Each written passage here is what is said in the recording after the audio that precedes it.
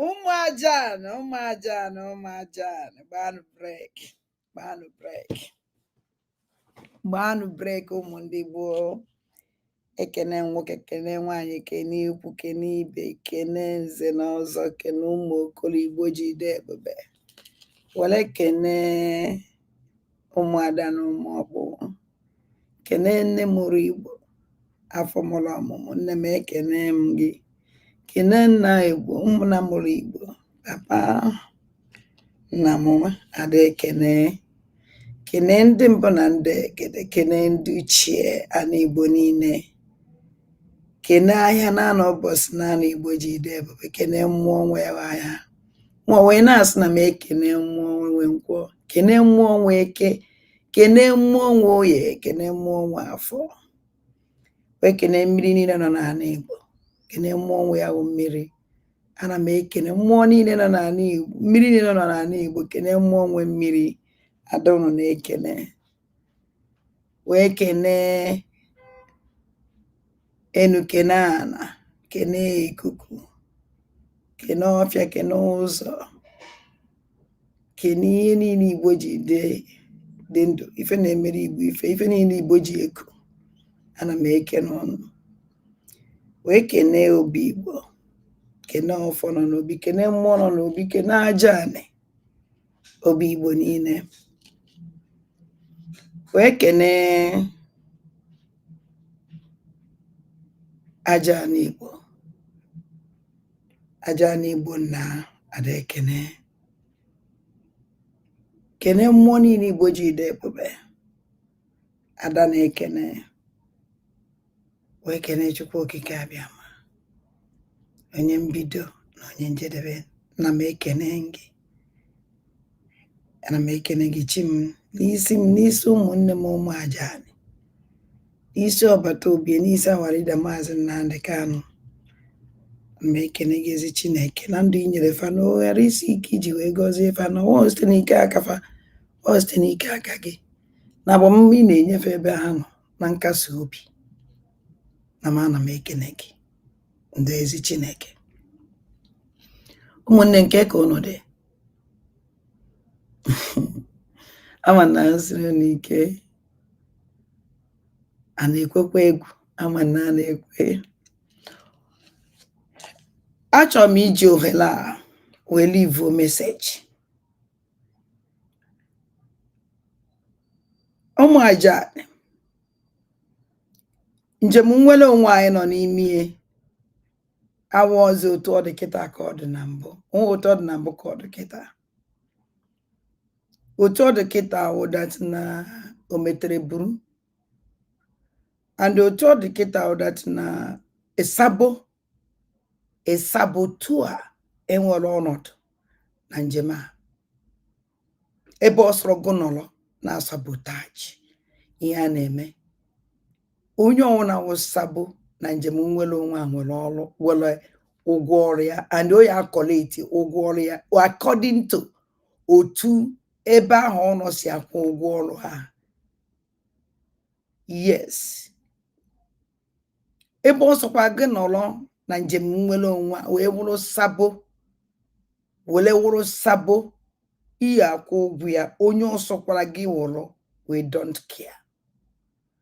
And ọnwụ na iwe sabo na disi njem a, ụdị ịfụnanya ọsọkwa m nwee ebe ị nọ, ọsọkwa ọhụ na m laikchara gị like agụ like ọkpa ịzọrọ naanị, sọkwa ọhụ na m anaghị eji gị egwu ewere na ewu nụ na ewu sabo na njem a, were nụ na o nwere ife mere gị after ka ị sabotajiri njem nwere onwe a.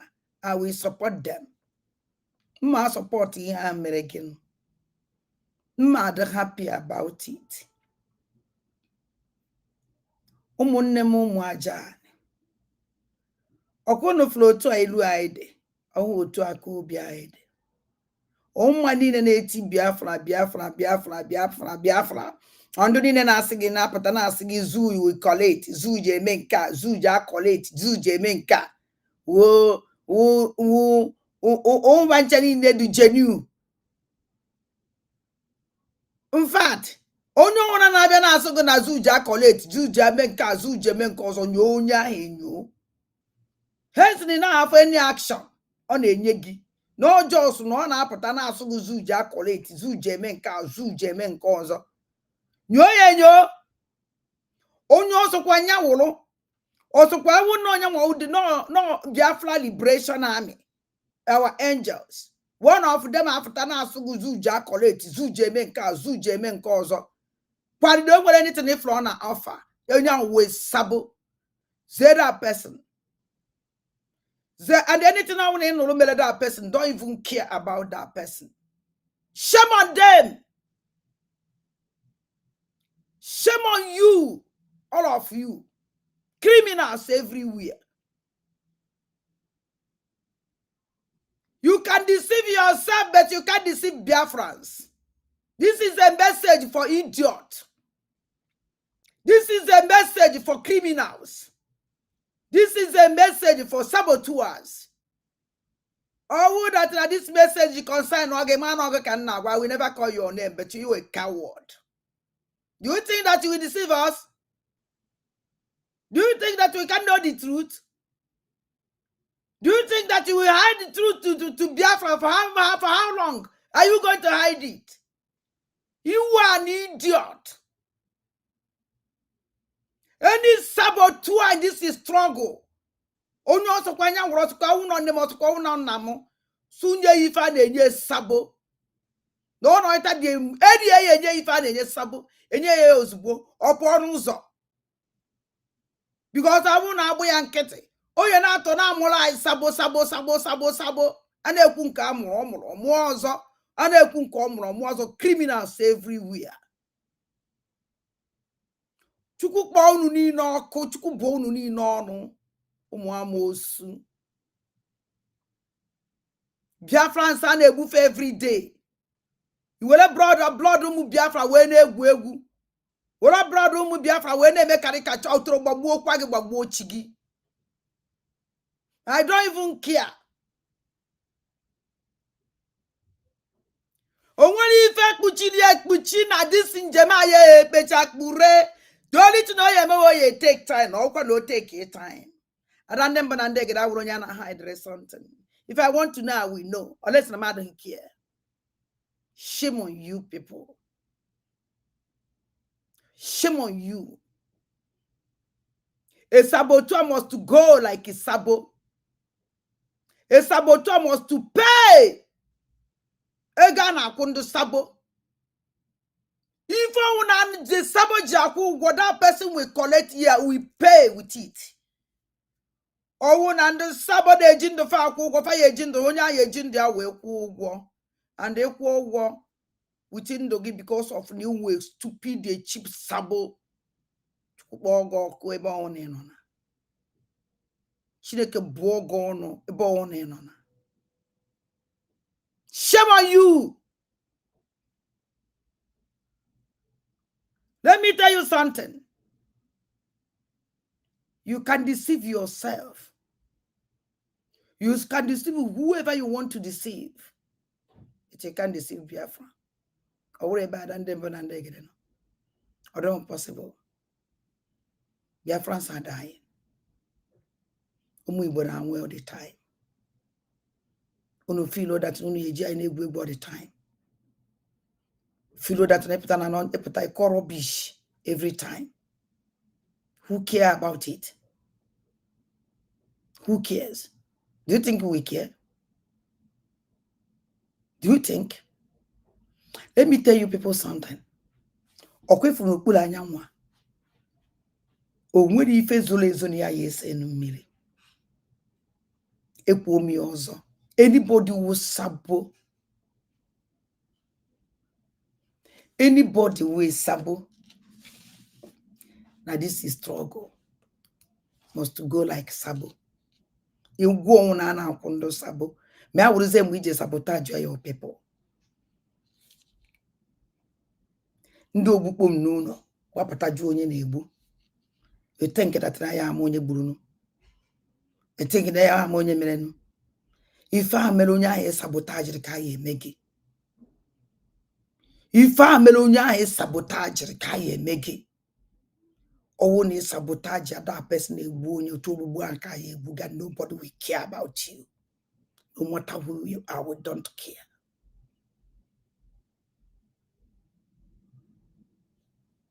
Many people are that now. Everybody now suffer. The whole Biafrans are crying. You think that now when they make bread every morning. You serve for yourself tea every morning. Who cares about your tea and your milk? Go to hell with it. But let me tell you something. Shame on you. I say it again. Anybody who knows what you're on a media, on a government, the boss or good, I don't care. So I'm going to be Google member, Google be a friend liberation. The only people I love so much, which I give my heart, will be a friend liberation, my angels. I don't joke with them. But let me tell you something. If I hear that anybody from Biafra liberation love you so much, we sabo, a sabo, what if I made that person might think back, or may look back, or mass why, mad happy. All that na love for the do that they don't want to waste sabo on that them. Ejide so we will me kwa iba support. You can never betray anybody. You can never betray this struggle again. You're a coward. Or on a media the same thing. Anyway, also I don't care. We have suffered a lot. Our leader Master Nandekan is suffering every day. You think that today is snacka we betray our this is struggle to bobo kwa bobo chigi. Utro bobo ge bobo chigi umwamusu. One person with double face. Shame on you people. Umamusu. Obatobia is dying every day because of the love for Mulebino.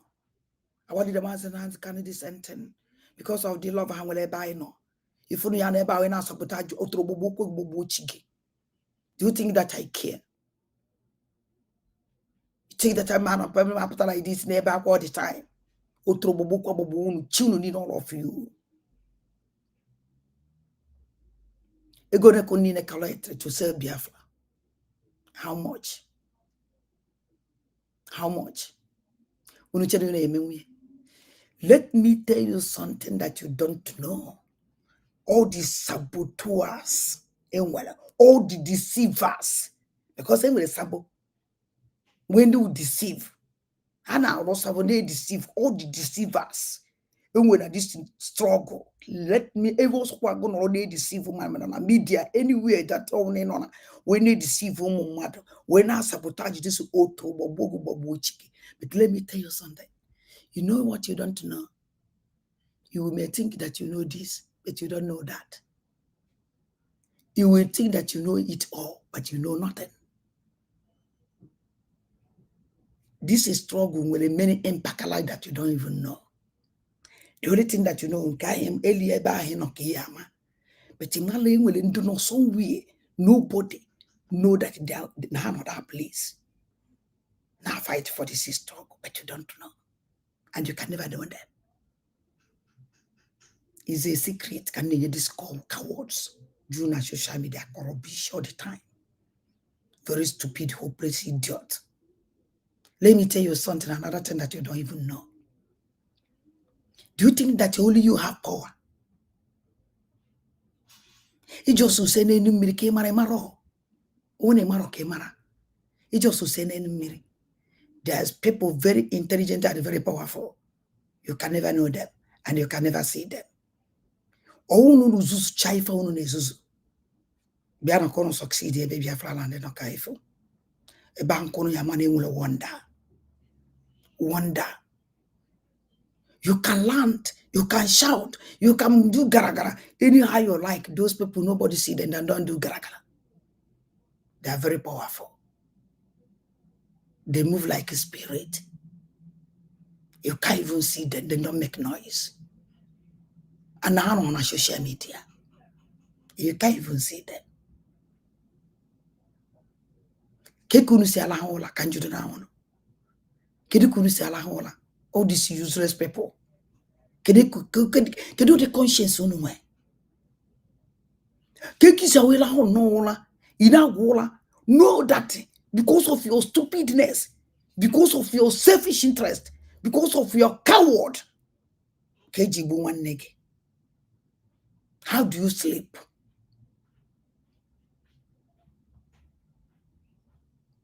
How do you sleep? How do you sleep? Do you think that you deceive who? You can deceive undi ye deceive, but okay, fladan dem banandeg, that more. If I get up to want to know something, I will know something just on that ground. I know how I get my things. I will just stop. I'm like it's your super glue. Ebunu decided to close your mouth, your stupid your mouth, like with super glue. I will learn how to do my own with the time. Unweka my life for day. I give warning. I talk before I strike. I don't give a damn. I got the only person here about my break. Stop on my break. Squinch on my break. What about Obi? So see ya. I don't want you to talk again in social media. I don't want you to fight any sabon on social media. On I no again. Man, here's no Batobi Ekube. Hey, I don't depend. And welcome in, and we're on friend. I have no friend. I don't care who you are. The only friend with that na sound now with the same voice will not sound the same with the same mind. Oh, my friend. Man, I deviate here. I want my enemy immediately.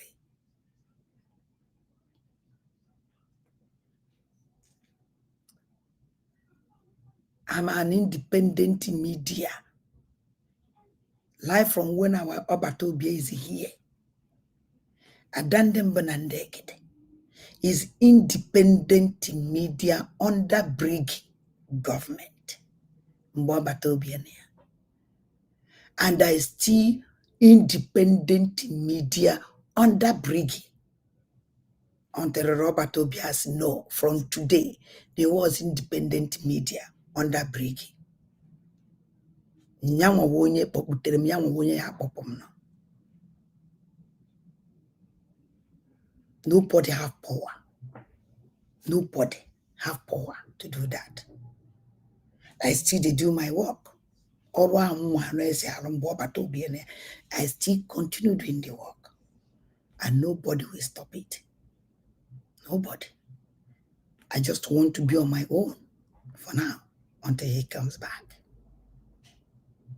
I love Brigade government. May God bless them for them to hold this house. For them to hold this house. I pray for them always. Say, may God bless them. Because all of us Solomon so we get aluyeleme.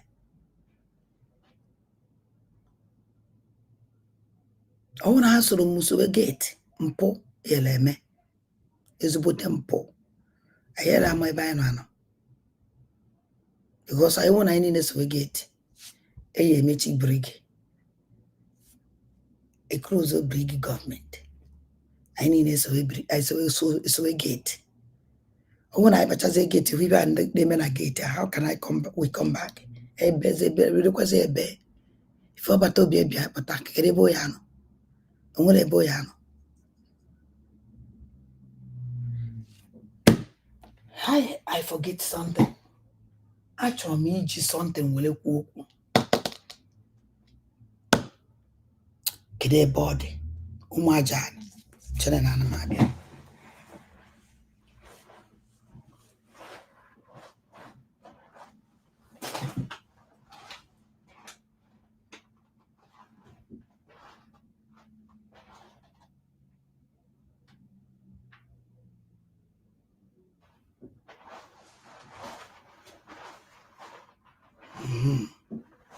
enwetego m ya abịa ma na na-abụzikwedo whistle asef whistle hu ụnọ na-abụzikwe ka akwụsịghị iwu anaghị ekwuzi okwu whistle hey ada mmụọ anaghị ekwuzi okwu whistle nobody is talking about whistle again.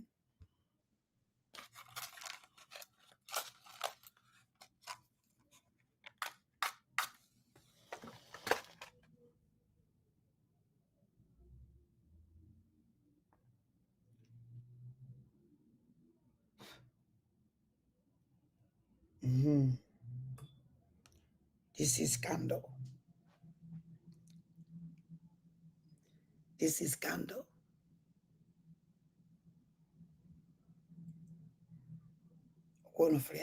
Candle.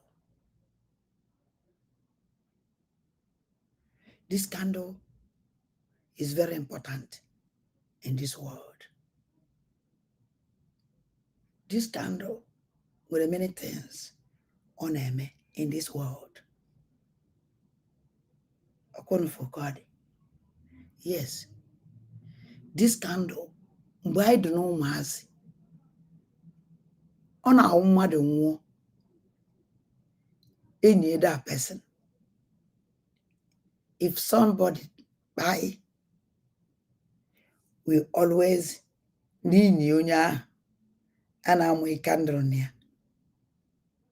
Always put this candle on top of that person's grave. It's the place that we put this candle. But let me tell some people something. You see this candle. This candle can never on when a saboteur die. No. When a saboteur buy this candle, here. This candle only on when people where good people buy back and this candle.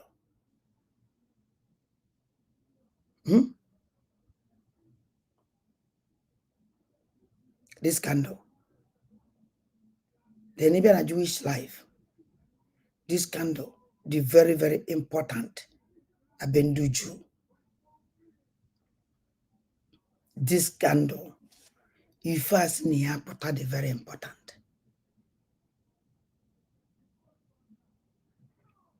It's a message. I use this candle to send this powerful message to some people.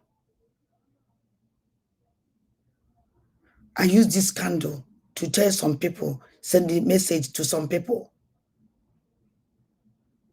I use this candle to tell some people that we know what is going on. And then I know what is going on. I use this candle to tell some people I know what happened. I use this candle to tell some people, shame on you people. Shame. If this my message is for you, take it. If this my message is for you, congratulations for your evil. If this my message is for you, shame on you. If this my message is for you, know that you have destroyed yourself, not Biafra. If this my message is for you, know that you're I don't know, worse than a coward.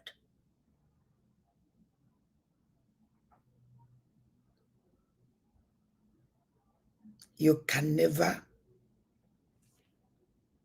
stop Biafra to come. No matter how you're sabotaging this struggle. No matter how much, any type of sabo that you come with, you can never stop Biafra. Biafra must come whether you like it or not. I swear to God that you can't stop this Biafra to come. You can't. It is too small. I just this use Kandra to tell you that thing that you think that I don't know, I know it. That thing that you think that I don't understand, I understand everything. From the beginning to the end. The only thing that I have to tell you is shame on you. Shame on you. Biafra is like a water. Hence, you are not capable to drink water finish. Finish. It's like Biafra is like water. Because upon all the water, everybody in this world drink water, use water every day. Still, water never finish. Biafra can never finish. Biafra is like water. And let me tell you another thing that you don't know. Biafra is like a sound. Aja. No matter everything, these white people tie their load, tie their house everywhere. There is still sound. And the sound can never finish. Never. Hence, upon everybody in this world, I don't know how many trillion, I don't know how many uncountable people in this world, none of this aja, this sound. Sound never finish. And so Biafra be. Biafra can never finish. That is why your people hate me with passion. I tell you congratulations. But remember,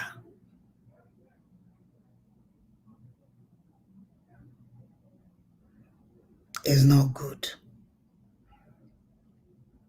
And they can never be good again. For you, not for Biafra. For all of you, not for Biafra. I use this candle to send this message to you. And I use this candle to tell you, shame on you people. All of you. I use this candle to tell you that Biafra can never stop. Biafra must come. Must. With you, without you, Biafra will come. With me, without me, Biafra will come. Must. This is my message for you. I tell you again, anything plies we saboteur, we call it. Saboteur, we call it that plies. Do you know why we keep quiet? I will keep quiet for one thing. I don't know how long this my quiet will take. This my quiet may take 1 week, may take 2 weeks, may take I don't know. But let me tell you something. That thing where you think that we don't know, we know it. I know it. From the beginning to the end. And I'm very sorry and very disappointed. Ebon. Ebon. Ebon. May God bless Biafra Liberation Army. May God bless our angels. May God protect our angels. May God be with them always. May God fight for them. May God cover them always. May God lead them. May God give them power. May God give them long life. May God give them health. Ebon Biafra Liberation Army. Ebon Biafra Angel. Ebon. Jisiniko Chukwu Di Ya. Mary Awunkon. Nobody can sabotage anybody and go scot-free. Jisiniko Majan.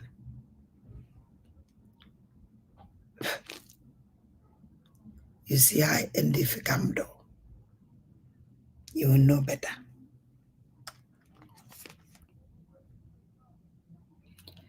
Now, Anje to my Umajan, only as a dog in Adakedi name Omondibo. Nothing happened. The only thing they know that now I'm happy, very, very happy. And I'm making a chineke no do and I'm Chukwu or the me and enable me, Nino, Ongusia, Ejim, I just send the and sabo Uzi. Oh man, I'm do sabo, and do sabai no now. Do solo get sabo to us.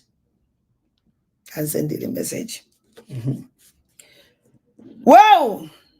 Ụmụajani ọ na-anụ nna nke melenu ọ na-abịa abịa na-azụ azụ eyi ọ na-abịa abịa ọ na-azụ azụ ike agwụ na ọ na-abịa abịa ọ na-azụ azụ ike agwụ n'ụlọ ọ na-abịa abịa ọ na-azụ azụ ụmụ ndị gboo ọ na-azụ abịa ọ na-azụ azụ ike agwụ na o. Now unu afụgo ka ụbọchị siri were gaa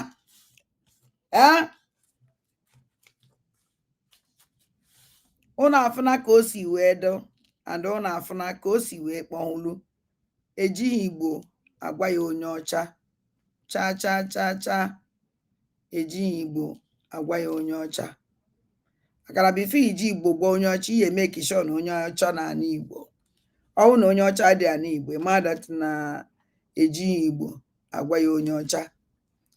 O nwere platform mmemme expose either echi niile or nwanne echi mmemelu that platform expose. There is a platform na-abịa agwa ife gbasara Finland. O nwere one particular platform na-abịa na-agwa Finland sokwa Finland asụ Simon sokwa Simon a na-eweta nnọọ news ma gbara ebe o si eweta. Enwere mbọsị ngosi that platform a ebe a echi niile ka ngwa unu onye nwe that platform ka unu were for how criminal some people dey. Very criminal people, very criminal. Were Biafran life were na-agba na-eme jonjoloko. Were Biafra ọbara ụmụajani were na-eme business mepe many platform honorable use another voice unu ya mana ofu onye na ame operate those platform ọnwagwu akwụọ YouTube akwụọ ya ụgwọ ebe a YouTube akwụọ ya ụgwọ ebe a YouTube akwụọ aya na-eforo ya not na mana ofu onye ka a na-eso n'ibe niile ahụ echi niile anyị eme analyze that platform. Why for that platform a na-adị na-akwube ibe gbasara Finland all the time o nwere mbọsị nji eme program ebe a wee sị na since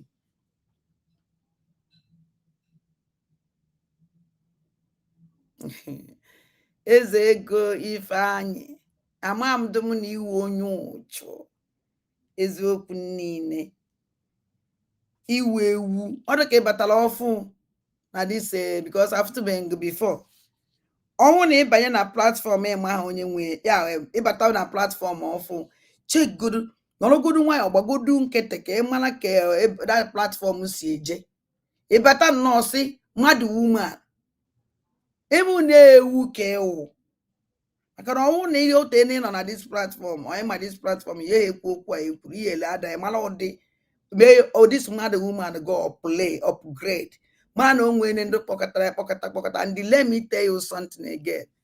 I'm also the mad when you keep me from name.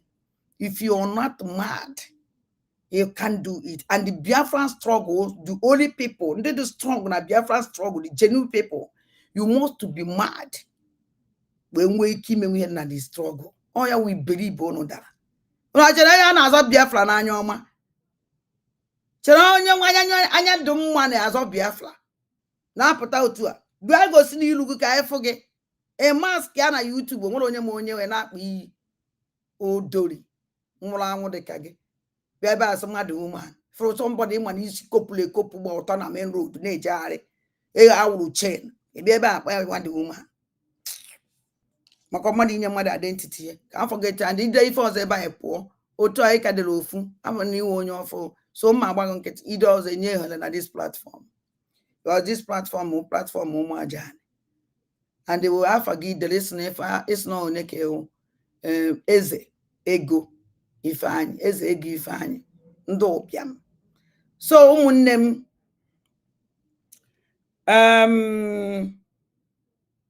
amasịkwa m ihe na-ekwu this person bi ebe akparị onwe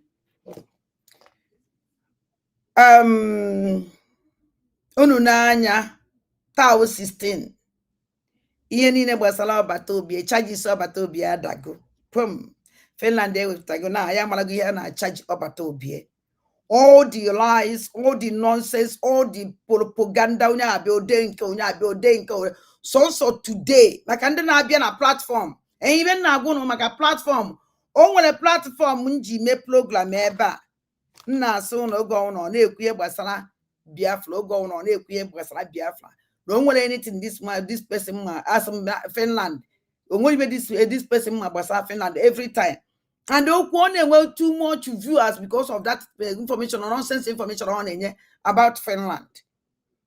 Now unu afụgo iwe niile that idiot na-akọ na that platform ya n'ezie n'anya tata ka sọnsọ tata ka Finland wepụtawolo ife a na-eme ọbata obi accuse sọnsọ today ka ha wepụtawuru ya ka unu were for all this information this Lozalin na-enye unu na the other platform na-enye unu pajani no fake not tata ka onye ọna na-atizi aka n'obi si na ife a na-achaji ọbata obi efọ.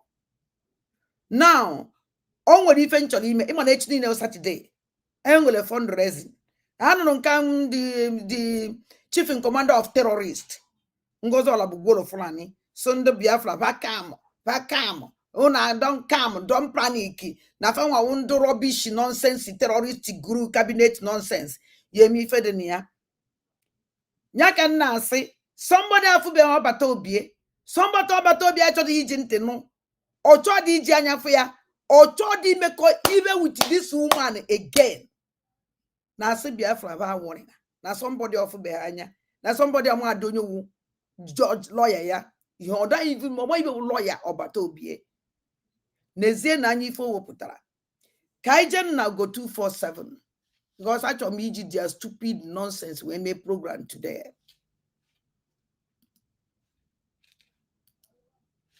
Ka anyị jem na go 247 ịmụ echi niile Saturday onye ọ na ya ekwu ka ọ dị ka o nwere ife ọma o nwere ife nchọ o nwere ebe mkpu na-eje ka mkpọjogodo unu go 247 first gee na ntị ka unu n'ife ugo 247 kwuru ọwụ eziokwu na ụfọdụ n'ime unu nwere ike lahụ ụla because ị na-ege this man ụla ya eburu gị mana ana m aya unu ọwụla egwu na-eti na-agba wee na-ege ka ụla hapụ ibulu unu because nwoke na-akọ akụkọ si na ya nwoke na-ekwu okwu otu a ọ na-ata m afọ mfat anaghị enwere m choice ya ntị na nchọrọ igosi ụmụnne m ife ka m diwe were gosi ya unu because if meji ya follow this guy bumper to bumper otu si kwura how this woman speaks na atamafo I don't like it. Genu ntị ụmụ ajani. Hello everyone, I bring greetings. Today it has come to our notice that the Finnish authority, after their investigation with Nigeria authorities, You can imagine when Finland investigate with Nigeria together on Simon Ekpa, the Prime Minister of the Biafra Republic government in exile. I wonder the kind of teamwork that must have gone on there. I wonder the kind of information Nigeria authorities would have given to Finnish government. We know together, everybody knows, even the Finnish government knows, that the Nigerian government have no human right, and their informations, every information passed to them according to the report. Any information that Nigeria is going to pass to them is based on hate against the Igbos, against the Biafrans, and against the suppression now, shut up, idiot. The Finland wepụtara anyị the charges n'isi agbata obi gbara na news na news Finland newspaper Finland, every newspaper Finland buru ya today. Every newspaper Finland buru ya. Information minister ndocho, deputy minister ndocho, deputy minister ụmụ deputy minister ndu na-egbu ọchụ, deputy minister ndu terrorist bandit, deputy prime minister terrorist ebubago, deputy minister terrorist ndị ibenudu special squad, deputy minister ndo akaba no nkono even go 2419 na deputalize. Na deputalize terrorist ebubago, na deputalize terrorist special squad, na deputalize even go 247 mwanya ya confirm deputy minister. Onye ba gbolo confirm mo, onye gbolo go 247 na confirm mo. Confirm him deputy minister. Confirming ebu ocho, confirm one deputy minister. Confirm him deputy minister. Confirm one and confirm or confirm ozu. Onye ebu confirm one. Onye ebu confirm one. I see him. I confirm him. Deputy minister, I see him. I confirm him. Ozu. Then you do toro. Newspaper bara today, they put this rubbish in the back. Instead, they got straight. Why even the Finland? Mba, oye kwani enu. Nkona do capable to tell us when you will confirm one. Otia kana table confirm one ya. Deputy minister confirming of Ozu. Deputy minister confirm of onye burebu. Onyo cho ugo 247. Nade gadi so Toronto. Eba na agru newspaper and Finland. Persecution of our people, because in Nigeria today, when you look at what is going on, you don't need anybody to tell you that you don't have anything to trust about Nigeria. They have no human rights. There are cases of human rights abuse. You can see Mazenam Dikano. You can see the persecution and the massacring of Christians. You can see how they have breeded the bandit and they recruited them into the military. You can also see how the bandits, they call the terrorists, we know they are, but they call them bandits. So we are using their terms as Nigeria use bandit. But we know that these are non-terrorists that have been recruited into Nigeria army. They have been pardoned on several occasions. They have been repenting. We've seen them recruit them into police. We've seen them reintegrate them into the society for no reason. Excuse me. And I want us to know that these people they are integrating and they recruiting are the same people that have claimed people's communities, taken over people's community, renamed them. Why the people they have the remnant of those that they killed are in IDP. Ozulele Obuocho Ugo 247. na agụrụ unu newspaper ndị Finland. Finland newspaper ka ọ na-agụrụ unu. Madam ye de go rubbish wofta go newspaper nke call another thing. I will even newspaper color. Epic go be one thing. Terrorist. Incitement. Close ye wedwe. Onya wele potasie. Info deputy minister na confirming the body. In wana go 247. I confirm ozugbo. Nake back on this confirm one can I confirm ozu. Ebu ha no cho. Bujeli go 247 or confirm mo. Nyaka ona confirm no kita. Dan egente.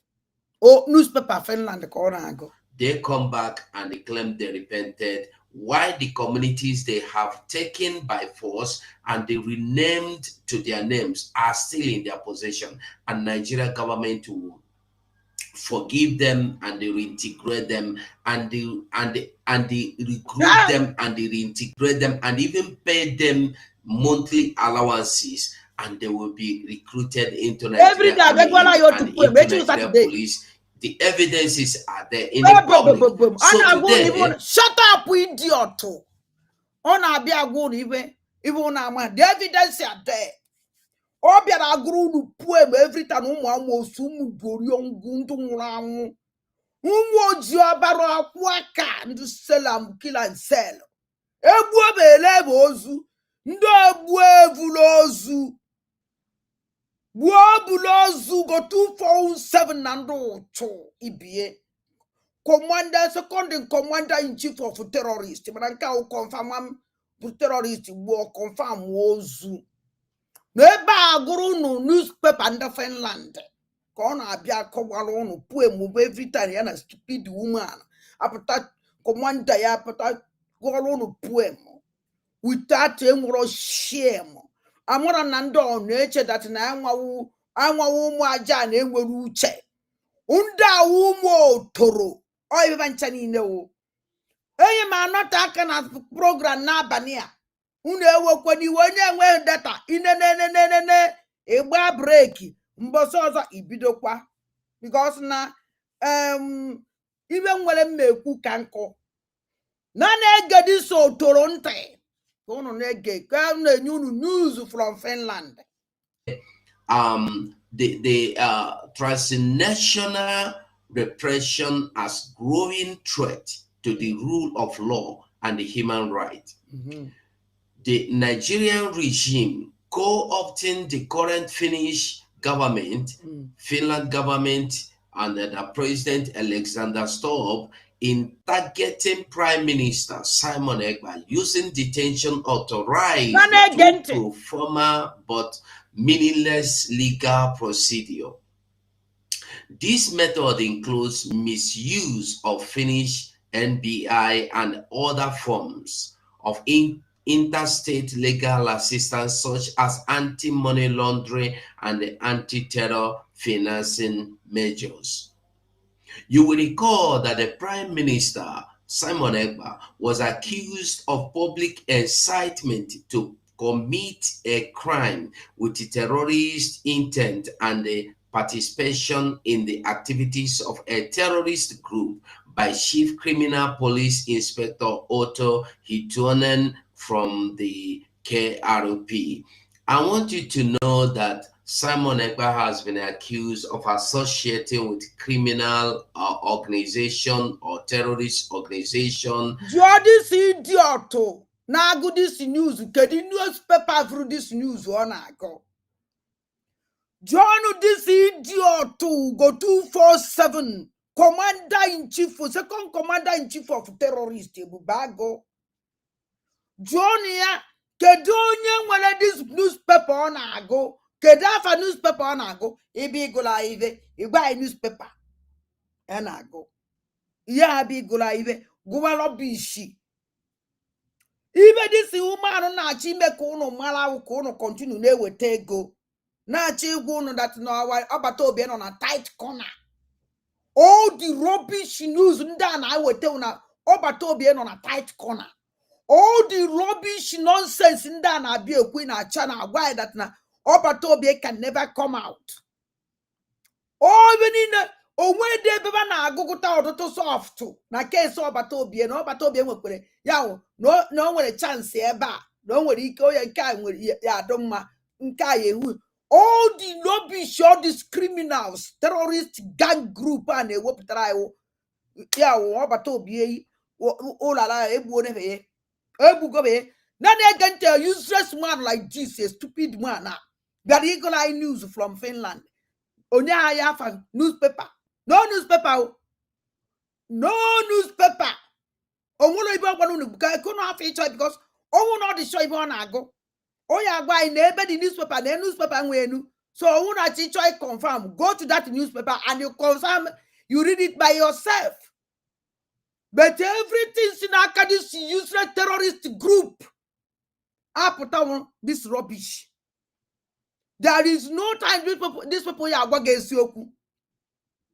The only place when I do good in a kwezoku was when I confirm ozu. Nde bu vlozu. Nde bu okwa. So se bank when I be confirm we go go time oji me na gba oji eji bu the person. Go 247 na first. Man onu ana nke Obatobie. Ona eme ke mala ke na this nda wu criminal.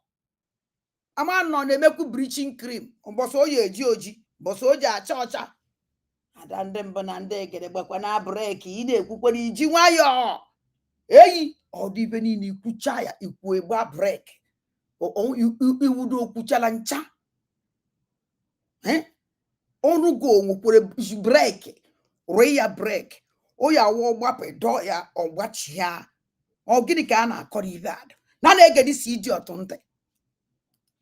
And I want you to know that this criminal organization or terrorist organization are the people that are fighting to liberate themselves. Biafrans, everybody, because outside this Biafra, outside this Biafra government, we don't know any other group that Simon Ekpa belong to. So all these are what we are expecting that they will come to explain in the court.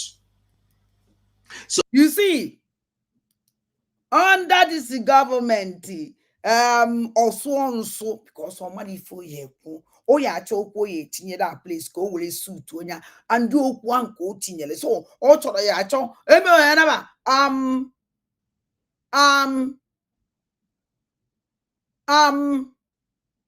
man about to one say or what do mwezoku to this useless people no. Nanya this idiot to Ivonia neba na koeri. Hey, who go 247? Who go 247? Iele megio, magimando to gio. Who go 247? Asimi vele mebwogio. Iereme bwogio magimando to terrorist. Ieremegi oh iereme bunu nine. Iereme nu mano nando to nu terrorist. Ieremono. Don't worry. So, according to the Chief Criminal Police Inspector Otto Hituan from the KRP, the suspicion of a crime is a result of a large-scale terrorism investigation by the Central Criminal Police. I wonder if they carried out any investigation or this is all the information supplied to them by Nigerian government. The case will be next. The case will be next. The case will next be transferred to the Deputy Prosecutor General for consideration of charges. In other words, this case and the investigation is not final. That the case is going to be transferred to somebody else who is more superior, and according to the information, the case has been the case will be next. The case will be next transferred to the Deputy Prosecutor General for consideration of charges. They are not sure yet until the Deputy Prosecutor General has signed endorsed that these charges against Simon Ekpa is okay. So until then, the case has been investigated together with the Nigerian authorities because the consequences of the public incitement and the activities of the terrorist group are suspected to have occurred in Nigeria, says the head of the investigation, Chief Criminal Police Inspector Otto Hituanam from the KR. Shut your stupid mouth, Onule. Ona na-ewepụta nnọọ picture agbata obi. Ona na-ewepụta echi niile of Saturday ka unu jee tụọ ego eji ekpekputere unu ndị terrorist, ka unu jee tụọ ego eji ekpekputere unu bandit. Unu afụna nke ha kpepụtara unu wepụtara ya unu. Jeenu tụọ ego ka unu wepụtụ ego eji egbuchasị ụmụnne unu. Eji m ohere a wee na-akpọ ụmụada mgbe anyị enwe grupu ụmụada elugo. Mgbe anyị enwe grupu ụmụada elugo. Ndị be anyị sị na ọ na-awụ ifesi ike ụmụada pụta. Ifesi ike ụmụada pụta. Ụmụnne m ụmụada ajani. Oge anyị eji bịakọnọta ọnụ elugo. Mee ife anyị ji wee wụla ada. Very important. Very, very important. Ana m akpọ oku ụmụada. Ọ nọ n'ụlọ ma ọ nọ n'ama. Ebe ọ sọrọ onye nọrọ. Mgbe anyị eji bịakọnọta ọnụ oge ya elugo. Ya na-ekwu okwu ya ụmụ anyị. Ya na-ekwu okwu ya onwe anyị. Ya na-ekwu okwu ya aja n'Igbo. Mgbe anyị eji bịakọnọta ọnụ elugo. Okwu ada ka nna akpọ nwoke.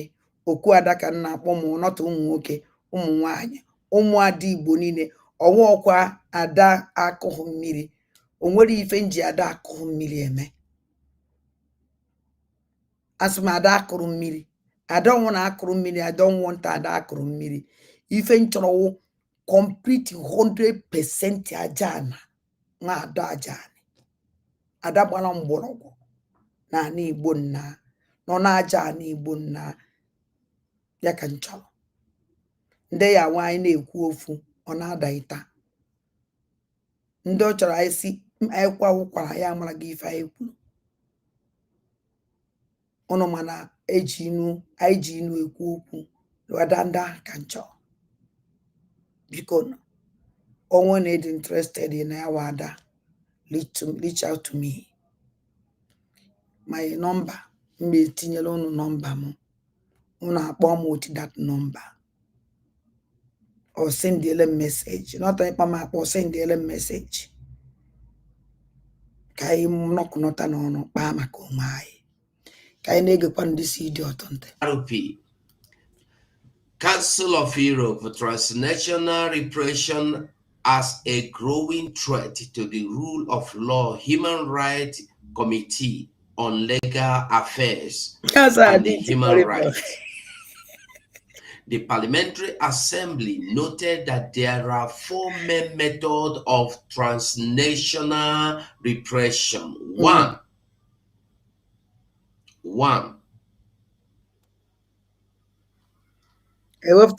former method of transnational repression. 1, direct attack, by which an origin state carries out a targeted physical attack against an individual abroad, such as assassination, assault, enforced disappearance, physical intimidation, or violent force rendition.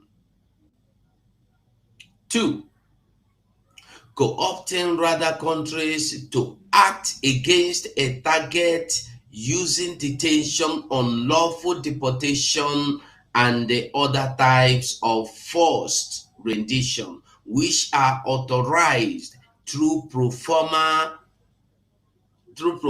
but meaningless legal procedure.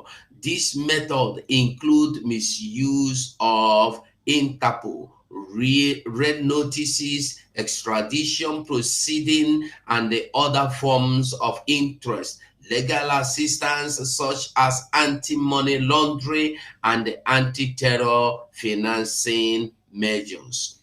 And we can see that this is what Nigeria done. If you can this idiot to say a good this thing, if you that not happy, now charge the battle be all these things.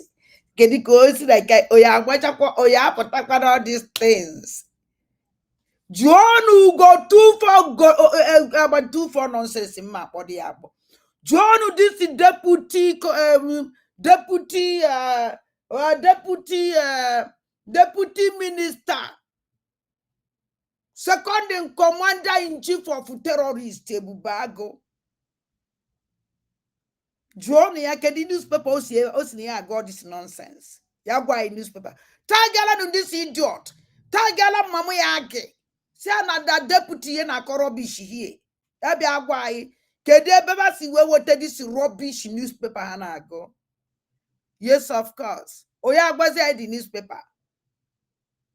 Ima name for expose. We put a nonsense in newspaper about Jeba de Sneer with the rubbish when I go. That way anything I name do not on sasre. I did post to anything. Oh yeah, go to again. Because now cause I made a mistake. So oh just say I go and call yeah go to the oh yeah tweet is here. Madanya juo nache. Now I get this nonsense into. Then after that, we go to another person. Or have done against our leader Mazen Nnamdi Kanu.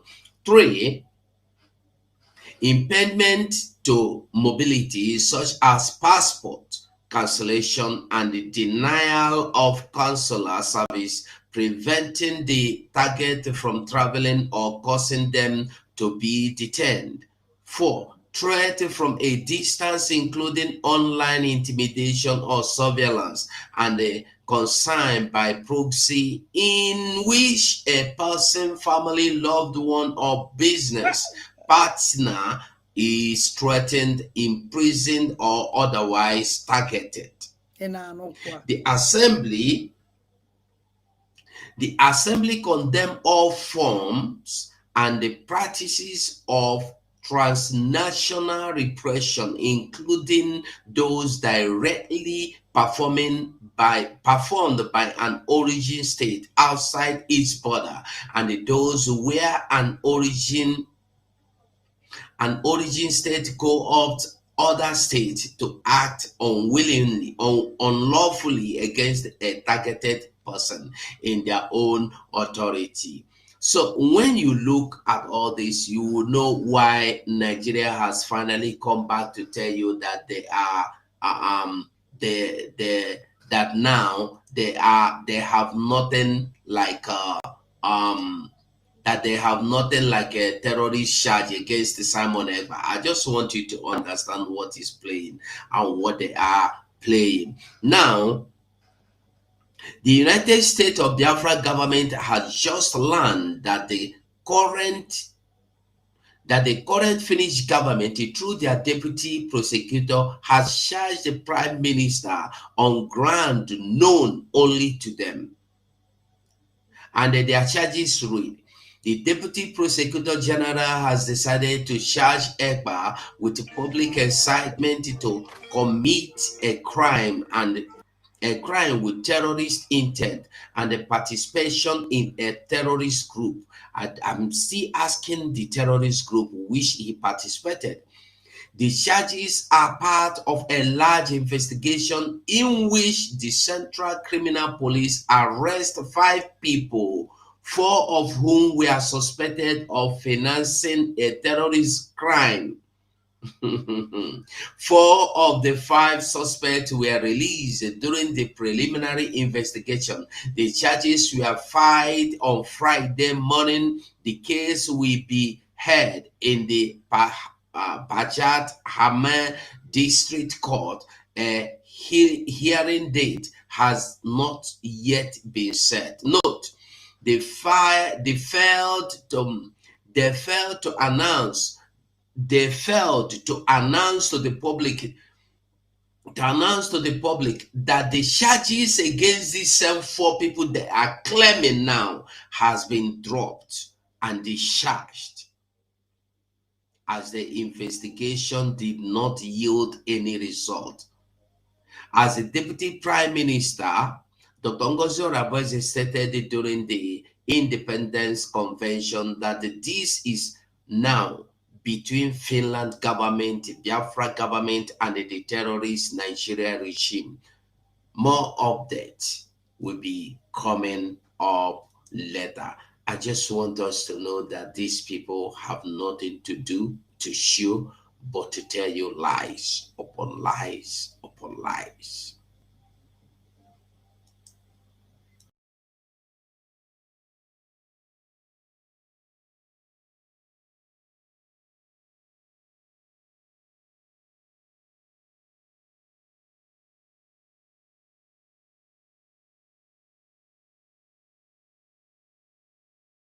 Well, Majano, Kuna Nanku go 247 golo. Even in all about the charges nine attack Lobatobie, Kaijeze na 19 woke, Guru direct from newspaper, Finland newspaper, Baga for newspaper ogoro. Amanunu be any in this idiot to grow here. Amano this rubbish criminal, this terrorist woman no grow here. Kaijeze na ikukuna. Kono nunkie, kono compare. God is actually how criminal this dad. De boire de l'eau, du jus d'orange et même de la grenadine. Breaking news. Finnish authorities finally charged Mazi Simon Ekpa to court, as case is expected to commence any moment from now. Hear the news in details. Wonderful people of Biafra, lovers of freedom all over the world, you are welcome once again to Biafra Unite channel /television this very moment. Today's date is 16th of May 2025, and I have breaking information for every one of you listening to my voice right now from wherever you are all over the world. Dear friends and lovers of freedom, I want everybody to pay very good attention to this very information, because this one is for all of us.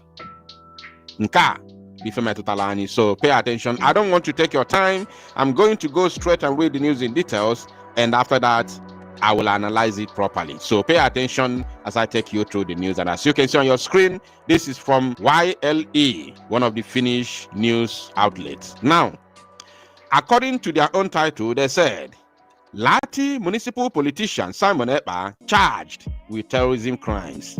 A unique case, the prosecutor assesses. Ekpa is suspected of spreading separatist propaganda from Lati. I love that word. Ekpa is suspected of spreading separatist propaganda. So those who claim that Mazi Simon Ekpa is a criminal. No, Amanda uche uno dia. Amanda anyo uno dia. Amanda uno na ife a na-ekwu. Were n'ife adisi awikuku na agụrụ. Chekizienu nke go 2419. Second commander in chief of terrorist. Bandit. Ekpukpu telefonu. Na na-egezi ntị ife otu ikuku na si wee go distant, and ife ikuku na agụrụ that place kunu wee compare ya with ife this is second in command, the chief of terrorists go 247 kunu man with the sentence. Our Batobie will come out. Oh yeah, supplies everybody. Mamu wa wadande mbanandege because I'm gonna ebe ye team. I want to put nsogbu. Aga na ọbata obi onye ma onye onwe ma onye ọra mana o nwere ka ọbata obi esi eme. Ọnwụ onye ahụ iche na o ya like ka o ya like. Anyị niile fọkụrụ up. Onye ọra ya enweta ụgwọ ọrụ ya otu o si wee dị. He will come out Oh, yeah, those surprised, all this useless criminal who got second in command of terrorists. Van Nanya. Nane Gente. I want you to hear very well that the reason of this charge is because Ekpa is suspected of spreading separatist propaganda. So they're going to tell us, when has spreading separatist propaganda? No, you go 2419 Ogolonka. The answer is no. You will direct that newspaper 2023. Tag yanya na the same place ka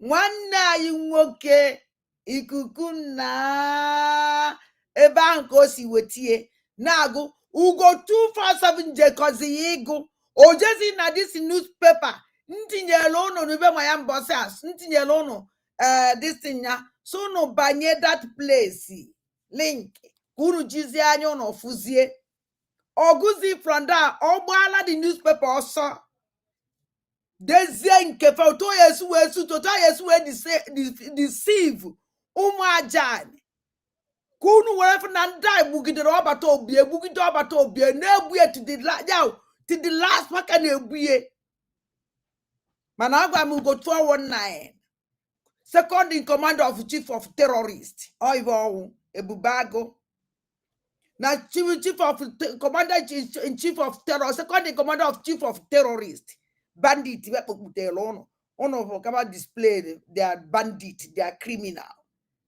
na na-ege ntị hey chiewo become a crime in the world. The same separatist propaganda is what Ukrainians spread. That is what they spread that led to their exit from Russia. The same separatist propaganda. They left Russia long ago. It's not today. But now they are still fighting another separatist agenda again against Russia because they want to join NATO. And Russia says, instead of you to join NATO, we will take you back. And they are still fighting separatist propaganda. The same separatist propaganda is what led to Finland to have their country today. They fought for it. So they are going to tell us, those who are calling Mazi Samaneba all sorts of names, will tell us how have spreading separatist propaganda becomes a crime in this modern day. Now, they say from Lati, the police are investigating the case together with Nigeria authorities. Okay. Right from beginning, now let's continue. Former Lati municipal politician Simon Ekpa is charged with terrorism crimes. The Deputy Attorney General has decided to charge Ekpa with public incitement to commit a crime with terrorist intent and participation in a terrorist group. Ekpa has denied the crimes during the police investigation. Ekpa has denied the crime during police investigation. According to the Deputy Attorney General, the charges related to the suspect activities, the aim of which has been to establish the so-called Biafra region of Nigeria as an independent state. I love it. No matter they say the so-called, no problem. They have stated it categorically clear that the charges related to the suspect activities is the what? The aim, very, very important. The aim which has been to establish Biafra region of Nigeria as an independent state, of which I am very, very sure that in Finnish law, even though I don't know their law, but as far as they are, a democratic nation in Western world, in Europe to be precise, one can beat his chest and say, even though you are not there, that there is self-determination law in their constitution. And apart from that, their law must, capital M-U-S-T, their law must, or should I say their constitution must have self-defense in it.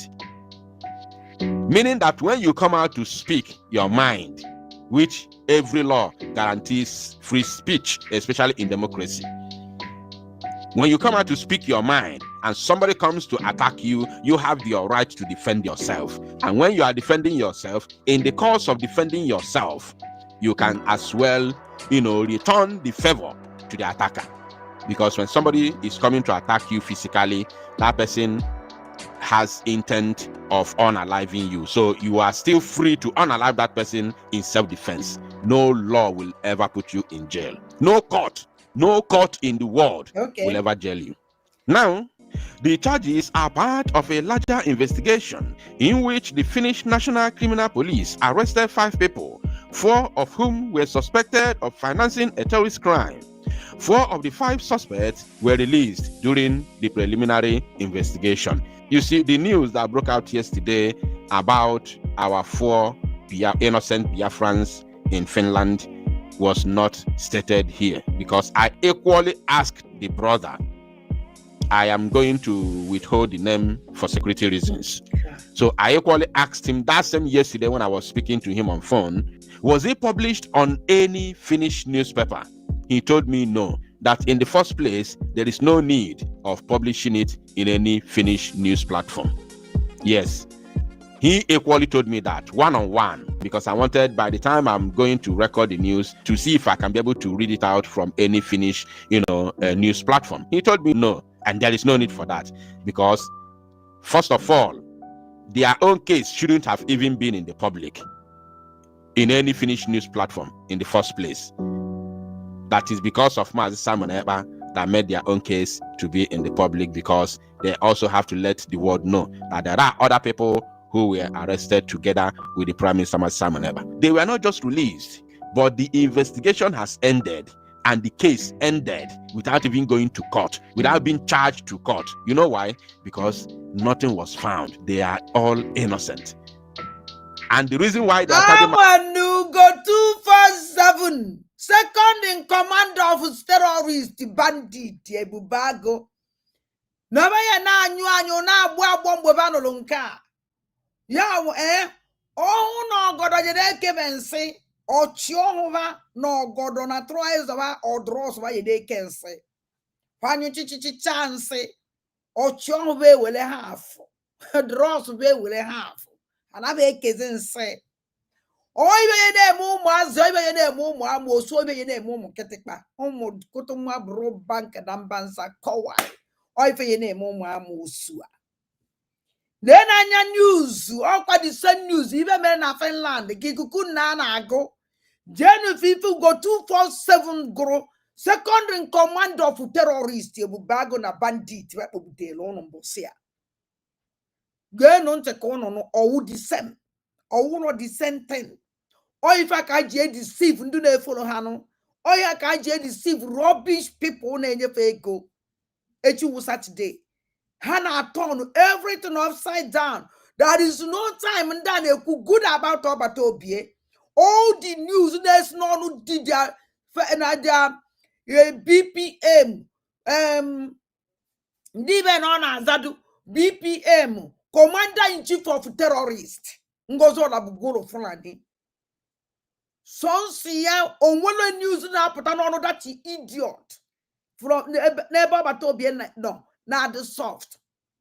Obiara Bambosi otie na atagri a terrorist. After some days, na Finland the tag a terrorist. Jaja kunu news that our brothers eji mmadụ no. Na sponsor in Finland jana man they will take a just sponsor terrorist. Now without agent court. Without agent court. Obata Obie nke ya degwu. Now, ya ka eji hapụ ha. Now, ya ka na-agwakwazi sugo. Obata Obie ejikwara court. Na ife ikuku na-agụ ife ahụ newspaper gwara na Finland. Ugo 247, second in command of terrorist to Ebubago na bandit. Were puteba we gworo gibo ya we no itie Obata Obie ya nakwa ija. Obata Obie ya pụtakwa na this case. Na ndị atụkwa na Obata Obie nga. Adịma anụzie onu kedu abadi si rubbish. Di Ndibe na akpodo nonsense ya tru chie na aka ya nga. Ya no na nga weleleka. Ana na-ege ikuku na ntị, ikuku na gaa n'iru. Mazi Simon Ekpa to court is simply because Onya Wabisi Sepunti Agbado. And believe you me, he is coming out. He's coming out. Na that court kaya no tie Zoom mawu. Hey. Mazi Nnamdi Kanu na-etigo do Zoom mawu na their own court here in the zoo. Finland, In the capital territory Abuja. Na-eti Zoom mawu na etie Zoom na gbali every day their witness na anu mamre na pant. otu akod. Obruzie Mazi Simon Ekpa. Nozi no abroad. Ọ dị ime wee jewe n'oke. Na-ekwu okwu nwere onwe. Nozi in a Western world, in a country that understands what freedom is all about. Forget about interest. I know that Westerners always protect their interest, but we also have our own interest, and that their interest is located in our land. So I am a Yes. I am a Now, in this trial, according to the prosecutor, in this trial, we will look at what has happened online and whether it meets the criteria for a crime. They are still telling the zoo, telling you and I, telling the whole world, telling those who are mounting pressure on them to silence Mazi Simon Ekpa. They are still telling them that in this trial, we will look at what has happened online, whether it meets the criteria for a crime. You see, And what has been happening online since then, we have been posting the war that you Nigeria. see, kedu ife m gwara unu mbọsị a? Agwara m unu na ife ngozi ọla bụ gworo Fulani na-eme na social media na Finland are watching all these things. Everything. All this nonsense a na-eme na social media, Finland are watching. Online a na-ekwu ihe na-eme na social media. Na social media. Ngozi ọla bụ gworo Fulani, second in command of terrorist. Boro Finland Igbo na Finland tag like terrorist. Finland yejizi ibe ndị a niile wole malazie nke wee eziokwu. Onye fụrụ ọbata obie n'anya, onye kpọrọ ọbata obie asị, onye chọrọ ka persecute ọbata obie.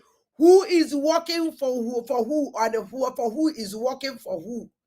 You see, I told them everything, all these languages, criminals say, but you social media, Finland are watching everybody, activities of everybody from that place. What is going on? Remember, Obatobie is their son. Remember, Obatobie is a politician. Remember, the party of Obatobie, we see this case. The party of Obatobie, we make sure that now, because anything no one met Obatobie met to go their party. Oh, met to go their party. And Obatobie I will know party just do solom jewe no nenu. How you make it? How you say everything? So everything you will make sure na clean we are out for this mess.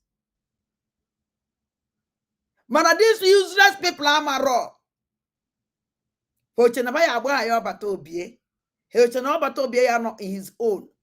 The answer is no. Obatobi is a strong man and very intelligent. Finland love him. Before mother one good way, one good way. Amo Obatobie amona Finland. No it. Obatobie jele in Finland the age of all jegere omebe 18. Before J Finland. Now can one feel well yourself. What is here born na Finland today? Before owe bala jigide not intelligent and more na boy. Because onye na chie, onye na monya. Uye megide jegide olu ebe ono today. Who ched na abia target all this nonsense. Party Obatobie, the president of Finland, Abankete. Now military investigation which all corner everywhere. Are they possible now? It's not possible.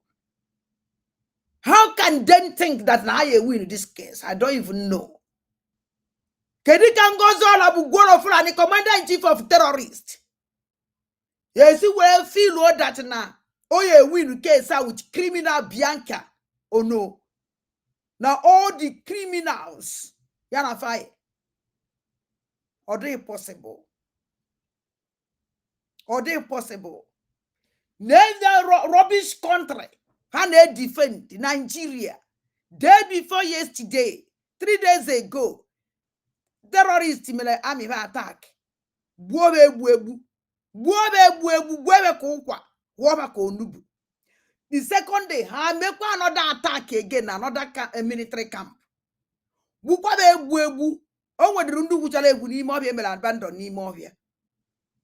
Manade G fighter jet jena to bomb. Kadoya yak bedu dik bad. Roya yak bedu ikba or the guinea cake or dog was a quaffle new war.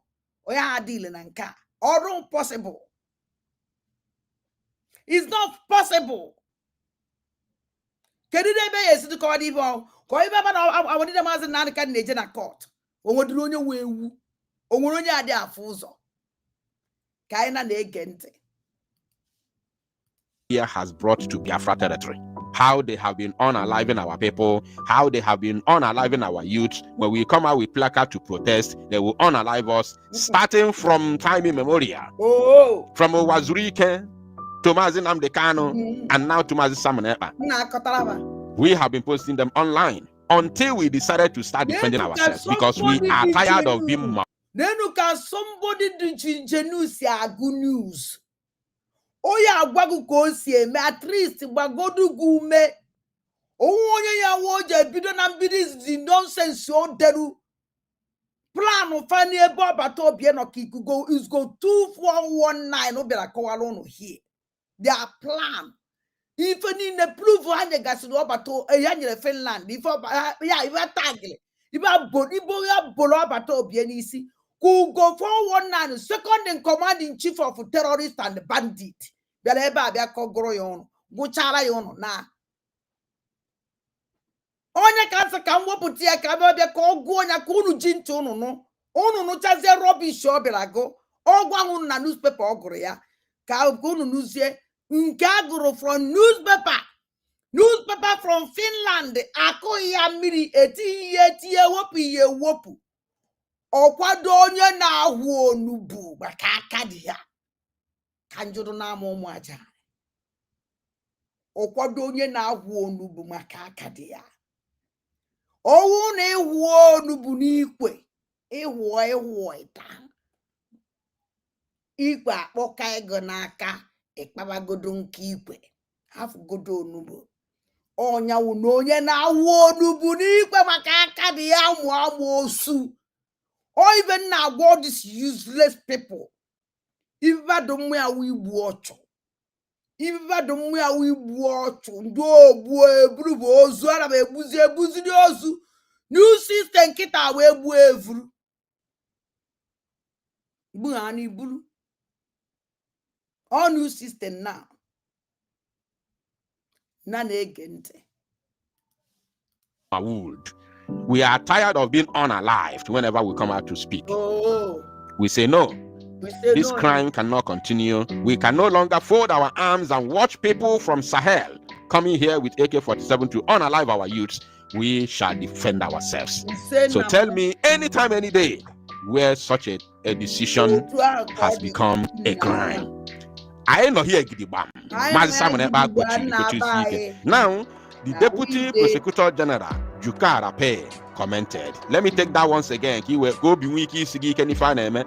In this trial, we will look at what has happened online and whether it meets the criteria for a crime. Deputy Prosecutor General Chukwu Di Ya. Je suis actuellement à la recherche de personnes avec des rides prononcées. Plus la peau est relâchée, mieux c'est. Regardez à quel point ces rides sont visibles. Commented. I love that so much. According to Rape, the court will investigate whether a person who operated in information networks from Finland committed terrorist crime. You don't know why I'm laughing. If you understand the statement, you will understand why I'm laughing. Let me take it again. This is very, very important. According to Rape, who happens to be the deputy prosecutor, now then they prosecute Mazi Simon Ekpa, and they are still telling us that according to Rape, the court will investigate whether a person who operated in information networks from Finland committed terrorist crimes. You see? Umajan, una adukwana supplies nechi una na release no batobia without agent court. Emefife mere ụmụ azabai ụmụnne anyị nọ na Finland. Ana m akpọfe ụmụaka maka ụmụaka ka ha to me. They are my children. Ezigbote ụmụ mụrụ amụma ọmụmụ kafawu. Nyaka nna agwa gị sị gị, don't be surprised. Na me nwere ike ime ọbata obie ife mere ụmụaka anyị nọ na Finland eleliziri na-eje court. No court case, nothing. Leave them alone. Let them go. They are innocent. Do njikele at any time. Good news can happen. Oh my God. Chineke biko. Ondiko ya dem awa uchim television. Asuma bato biemu ne dresi Biafra Chineke nna. Oh God, imagambasiahu. Ogadimagambasiahu. Iwana uka gada ebenine. Ogadimumambasiahu. Uka gada ebenine. Mbaso bato biega bayuku. Hey! O nwere ndu mmiri ji ama mbosi ya. O nwere ndị ya achọzi yorogodo ma ha bụzi na yorogodo ehuo. Emetụzi aka ka achọkọta yorogodo. Anyị achọwa yorogodo achọwa ọgbakpusi ime ahụ. Eyi, biko na o nwere mpụ mmadụ ya wuo me shọkụ. O yorogodo nwoke mburu anakpuo ime ahụ apịbazie ya aka chọwa yorogodo. Na sa ahụ n'ụyọ. It will happen no. Eyi. Guinea. Kediko ya dimu bosia. Carolina Mbeze. Nemukeko ya adogo daide. Ama no ya adogo yori ni mobi. All this terrorist bandit group cabinet are wiped away from nowhere. And the whole Biafrans, everybody will bow for Batobia and they follow him and raise him up. Hey! Protest change in Finland. As in Chineke gozie do the melody protest. Chumdo and soldier will protest. Hey! Nami wagola na lasis in Finland. Jeta protest ya Ujoy diliara ramachi namo ukongo nane gente. How can somebody who operates only on information networks commit a terrorist crime all the way from Laos to Finland? Okay. And you say he's committing the crime in the zoo? Are you not insane? Jova. You are crazy. You are very, very crazy. I'm telling you. This is a unique and first case of its kind. The Deputy Attorney General describes. Official assistance from Nigeria. The police have previously said that the case has been investigated jointly with Nigerian authorities as the public incitement and consequences of the terrorist group's activities are suspected to have occurred in Nigeria. Oh, all of them occurred in the zoo. Very, very good. That means my Simon in the first place has no case or crime in Finland. So he's innocent as long as Finland is concerned. Exactly. And he's a Finnish, citizen.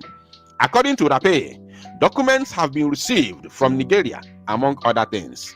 The Nigerian government is hostile to Ekpa. The Nigerian government is hostile to Ekpa.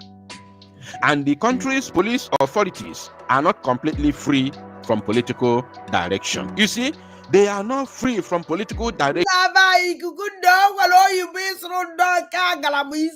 not hostile. ikuku nna isoro de kowa na yo fuma amakwa bibo hostile yo hey ikuku nna oyibe furu mu jewala ikuku nna biko gini hostile umunne mu mburu ya akpa biko kowala do bibe hostile eje m na-ekwete nke manụ nke a nwa m ibu asụrụ o elele m ebe a complete hostile mba nke a dara ụda ya anụbe m nke a mbụ m nna anụ hostile na ikuku nna ịbọsị na na-akụ ụdị ibe a ị na-akapịa na ya ada ndị bụ nọkwara cheta na o nwere nwanne gị nwaanyị agbaji chọkụ ndị oyibo nke nji agbajizi sereti ndị oyibo bikonu sụpụrụ m ihe otu mmezi m understand m isi agbakwuo m nwawa ada ndị gbuo hostile na nke adakwara ụda ka anyị na-ege ya ntị ụmụ aja hey meaning that the politicians are directing the police to commit murder in Biafra territory because the Nigerian police authorities are not completely free from political direction. Remember, police has no business with politics. Those who are in politics are the politicians, not the police officers. Police officers are security men. They are security officers strictly for security, not political men. They are not politicians. So the politicians who are in power, police is not in power. The politicians who are in power are giving directives to the police who are for security to go, not to secure them, but to murder them. Because you cannot secure those who say they want to leave the country. This is African mentality, which the Europeans do not reason like this. They don't think this way. In Europe, they will secure them, not to massacre them. This is the difference between Africa and Europe, especially in politics, democracy, and mentality. Okay. Now, as in all criminal investigations, the credibility of the evidence is assessed. It is true that the political situation in Nigeria is not as stable as says ours in Finland. This brings its own characteristics to the matter. Rape says, did you get that? It is very clear here. He said that as in all criminal investigations, the credibility of the evidence is assessed. The credibility of the evidence has been assessed. Now, he didn't end there. After telling us that the credibility of the evidence has been assessed, then it is true that the political situation in Nigeria is not as stable as says ours in Finland. Okay. After the zoo had forwarded all their evidences to Finland, they assessed it. So the only thing the prosecutor or the deputy attorney general could say is that the political situation in Nigeria is not as stable as theirs in Finland. So this brings its own characteristics to the matter. The political situation of the zoo brings its own characteristics to the matter of Simon Ekpa. Okay. So when they are judging the case, they already know that the political situation in the zoo is mess. Marakwa na amalu mwajado wogu ikuku na delo. Ikuku na newspaper and Finland direct to newspaper Finland newspaper. Otuesi bagu rubbish newspaper ndo cho. Na to so na zoo. Ikuku na agu nke direct the newspaper and the all newspaper goes all about Golo Fulani. You go 247 Bofutara Bosia. Ungozi ji said you wait tag on when ya. Oh, what that newspaper case ya now ikuku na e would that even ji like it would that name a case ya bando toro. It's a coyibo put this news. See that their own newspaper have a trust of an essay with tarapish. Go day with tag ya super no renewer. Yes. Oeba, even now kuku na gurebo umajana. Uno ngozo la bugoro fulani oya ko Twitter. Oibo kuru. The answer is no. Onya can go 241 no second is command of terrorist group. Or even the answer is no. Na mejele no jagonya no ka wole sando cho. E nwara ndị ba na arụ ọrụ ụmụ aboki. Ụmụ aboki agụ akwụkwọ Kaba were na deceive be. Kaba were na pump kwala be go. Kaba make because why you mecha wo ego ni nduzu nyere fa. Then we vomit all this money. Is a promise because Uju can never leave them. So, oh nyakam eji go now. Abia mo no who no ebo so can go do me this woman no color this rubbish. Nyege go nke wada nya tweet we ba ko ezoku na ma gota chakwa ibe ni no dere ba. Kana ma no yibo wele keda kari ata tempo da degere. Oyibo gabe ya na how are you? I'm fine. Ndo ozozukwu akụkọ ko wono na akọ. Korozukwu nu je nke ambasalo wono. Ejere nje takasia ya nwo na ahụ takatara ya. Nuru yo na nsi nuru ya. Jewara Nwukwe bu go 2419 second in command of terrorists in so kan jenge kwano. Ngekwa kwa so bambara. Na odu ni je bi be ikuku na amogoro. So na mbe wo tda ka mbe go sikpa Biafra o.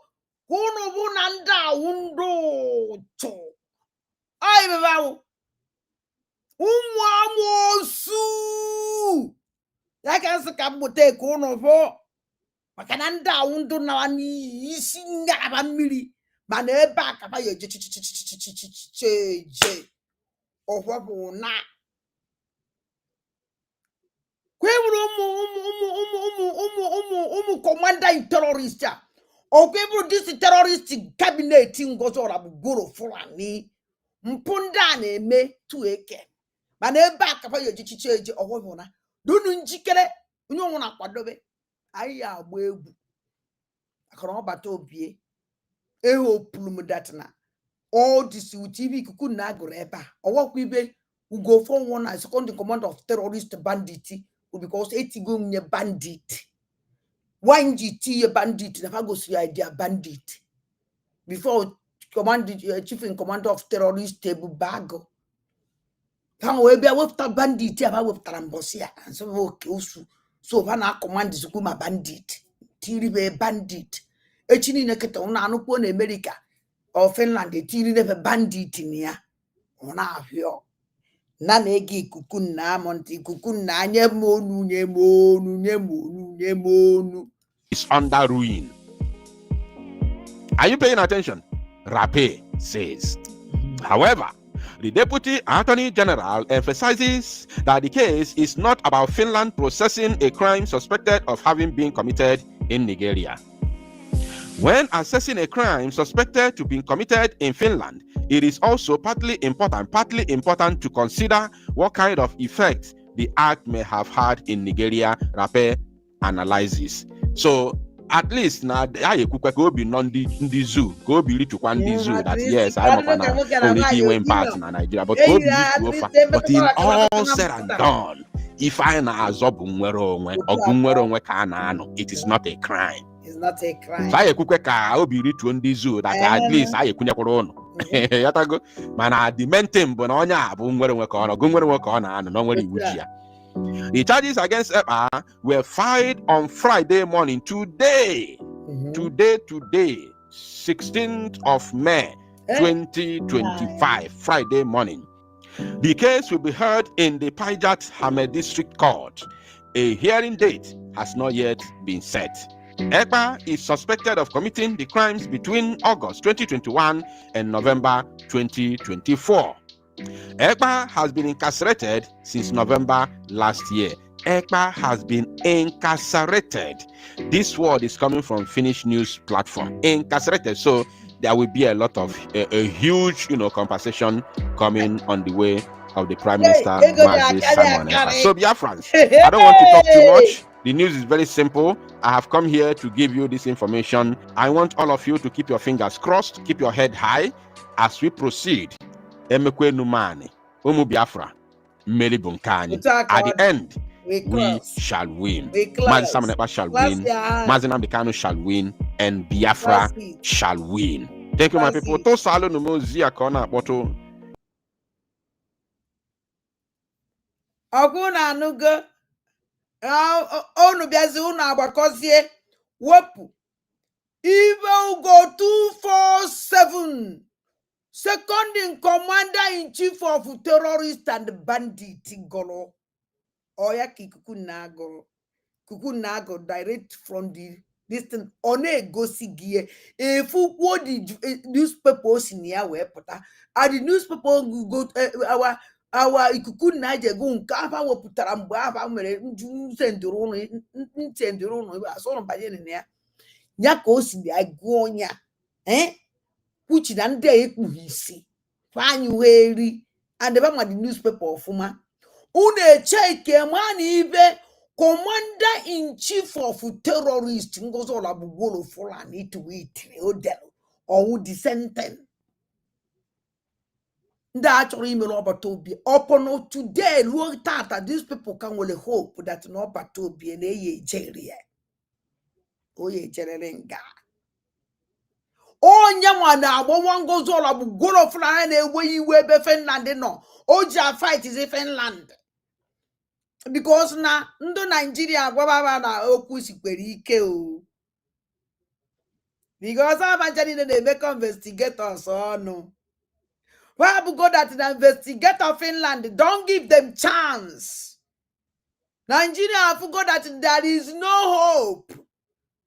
Ngozi Olagbugwolo Fulani, commander-in-chief of terrorists and bandit, were potassier fight with the investigators. All the Tangwajisi group, rubbish, RRS, Mbulebe, Opojura social media. Abanyeme na Twitter. Oh, na avyoka ahụ gbalaka woro ijeze na nke hombu idiot on ma ntọ ibe ana ba akọ ma ndị ba ama ibe ana ba akọ iri ijeze na nke sị na ahụ mpote ede kai ọ na-agbasa nsọ kai kutuma buru ban kai that place na rubbish ijeze na nke sị na ya wo kelenna onye nke ahụ content creator. I'm a content creator. No, I'm a content creator. Oh, you're a content creator. I don't know just a content creator. I want a content they create. Who cares? You see, I will look for them one after the other. Where are you? Why do you disappear? Owuzi nke a na-akpọzi na-abịa Abuja every day na-abịa Abuja Finland Lozarino Loza criminal. I will expose you very soon. Don't worry. Unyuchu Jibobaromu Biafra akpego. How many days think on well? O tweet 2 minutes eba. O tweet 2 minutes eba. Ojekwoku 2 minutes eba. 2 minutes. And then every month to Ghana bata 419 with Biafra's blood. And now some no need to call. Adandem banande get a neku, Vapataneku. Moneku, Budonaneku. Yachabotra, Yamon Ponquico. Eonama no pussy, can you fake it? Ma guafana, I make a matan on it. Oh, yeah, I've quit on him, eh? Now we day here. I go nowhere. Hey, Borogumba, I can how many years? Now fight. Up to today. So, umunem asinkono negotiate ye, neluanya, check ye, kono fuzende na agwa yezoku. These people talk out about to bienga by all means. Even they believe better. Because how can we hope that Nigeria can do anything? How can we hope Nigeria can change anything? How can we hope that Nigeria can undo? It will make sure.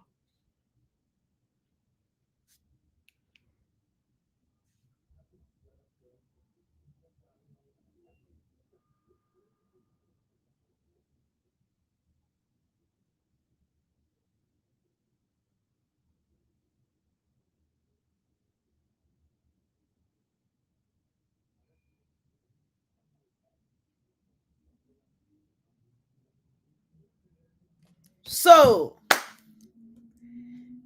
kajen na another thing. Amana ameze uno okuno bi una na lekodo. If I play ba unu lekodo ya mgbe ma ofun kun tinye ọnụ. Then kenye ọzọ nwere nsin ma egosi unu. Nenanya. Again on take on for him meleba. Ihe nnachi gosi unu ife igba obi. All situation I nọ na na Igbo dị ife a. Ya wụ the situation anyị nọ na na Igbo. Kpatara nji akpọ ụmụada niile onye ọ na-azụ ụmụada bikonu. Anyị nidiri onwe anyị na ụmụada ụmụajani bikonu. Anyị na-abịa na-agwụ na social media na-ekwu na social media na-ekwu na social media every time I put on social media kwasịrị is not enough. Anyị nidiri anyị na-ekwu n'ọnụ anyị a na-eme eme a na-act. Or if I need it now, let us come together. I'm na makpo ụmụnwaanyị ụmụada Igbo ụmụajani ụmụada ụmụajani bikonu ka m na-akpọ ụnụ bikonu anyị jidegodo onwe anyị akpọ onye ọnwụna dị mkpa kịta. Ụmụnne m na-ekwe na anyị ife mere unu ma na ndị Yoruba dị vigilant. Yoruba ji one mind. No matter na their politicians dey corrupt, but ha na-alụ ọrụ. Mana anyị nwa ụmụ Igbo instead ya stand na-alụ ọrụ. Ọpọnba na-emekwa ibe a na-achọkwa oduduwa ha o. Ha na-emekwa ibe ha na-eme na-achọkwa oduduwa.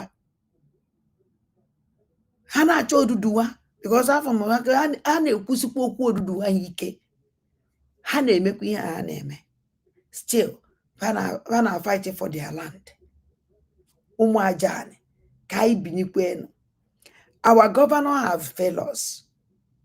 Our senators have failed anyị. Onwekwenye ya n'ọgụ a ndị igwe efelugo. Onwere ndị ya nọkwa ọgụ a awọ ọkwa enwa. Ọkwa enwa ndụ na outside. Mgbe ndị Juu bidoro nkefa, mgbe a na-egbu ụmụ ndị Juu, mgbe ndị Juu bidoro zọwa onwe fa, ọkwa ndụ nọ n'ụlọ ebe a ndụ na outside na-atụ ego eji anụ ọgụ na Israel. Ọkwa ndụ na outside ka na-atụ ya luo today. Ọgụ Palestinian na Israel na other countries surrender afa. Ọkwa ndụ na outside. Na Israel the power today, ụkwando na outside, ụkwando na power everything. Let us be like them. I see na I will descend and I see Jen, I will go on, I will Jew. Keka yesi Jew blanket. The Jew I work on social media. Why me kwen ka na social media o? Ana agbaso ozi na social media na egwu ka yesi let us act. Then anya kono fieme and even no mana side nke anyị onwere onye na control this useless people da na abata am na wa chodo hema na ete iwe kpotebe na anya ihe bata anu. See Baba, they say they come from Katsina. They won't come work for Dangote refinery.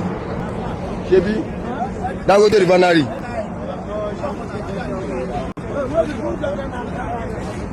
Say they won't come work for Dangote refinery. So we saw them this morning. They say they come from Katsina. This is Bejileki, front of Dano, Legal Free Zone. Kano, Katsina. Okay, you come now from Katsina. You come. Are you in Nigeria? Yes. Where are NIN? Where ID card? Let me see your ID card.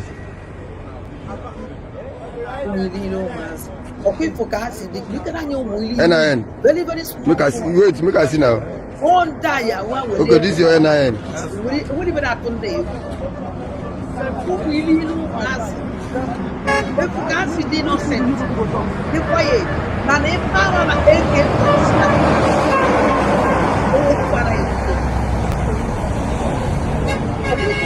quiet. If everybody make noise, you can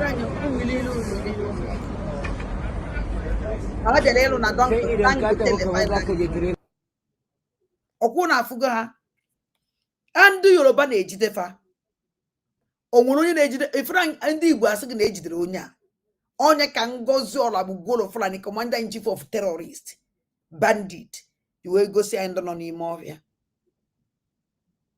Or you even need a go see a one along to one Igbo. Igbo they dress like that. And what do one Igbo they dress like that? And do that in Lobby Show up to a second hand army. Ongulo Igbo that Igbo they look like that at all. Yeah, terrorists but anymore here. That is 40 states yang Ngozi Olagbugolo Fulani.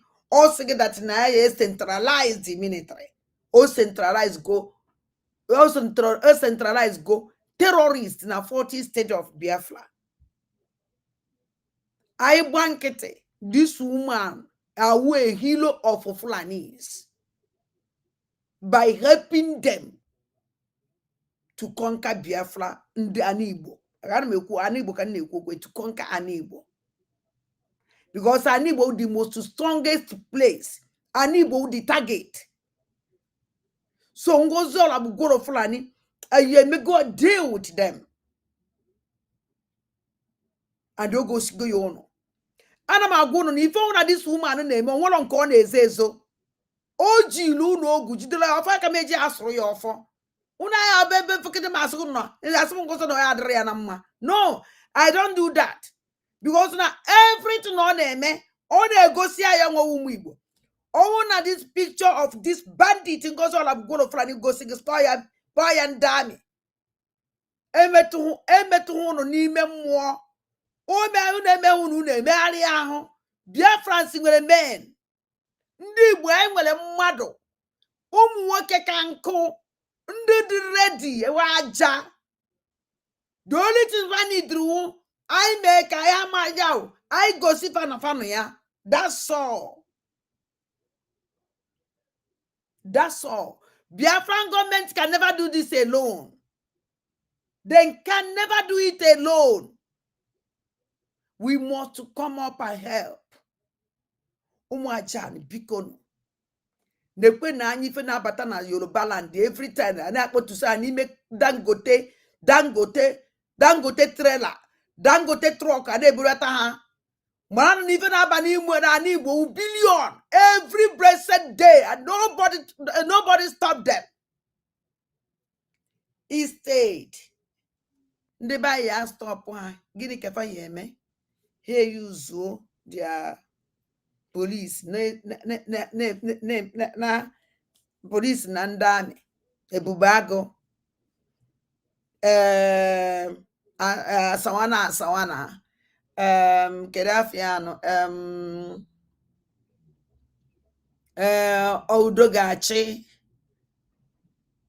udogachi terrorize and terrorize escort. Name escort. Madam Commander-in-Chief of Terrorists. Commander and control. And all na ba. Echini no patake to ba. Nigeria Musa terrorist. Nigeria Musa terrorist. Whistle, and I whistle. And I kept agbara m nwanyị a Ngozi Olagbugolo Fulani adandibu. Hey God, Chineke nye m na gana abando ana m ayọ Chukwu ya nye gị ndụ ogologo ndụ na arụ isi ike. Chineke nye m ogologo ndụ na arụ isi ike ka ị mara that na o nwere iwe dị iche na o na ọ. Ka ị mara iwe that na o nwere iwe dị iche na ada ajani na stranger all the same. Because now I want ajani ji ogu jide ofo ana nna ya were na-aga. Iya bata na mbara be nna m napụ m ugodo luwelu munu. Ọ dịghị possible. Ikwu nwere ekwuzi okwu wesel. Bọsị ikwuru okwu wesel ahụ. Is that not 2 weeks? It may activate. 2 weeks aga now. Onumbosia. It be akwanyekwa 2 weeks again. Egosi ya ike esi use ye. Okwu ife ikwu. 2 weeks ye kwa this Saturday.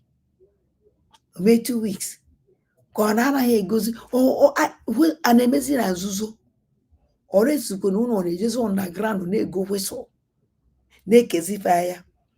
Obasamo onye unu keri whistle o keli ibe ohuru welu adande mpo na nde egede. Eni de mmadụ ike m.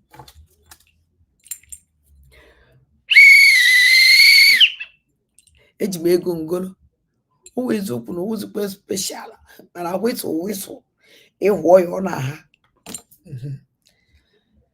Now I apụ ebe a ka anyị jee n'ebe ọzọ. Nwoke nchọrọ egwu igwe okwu.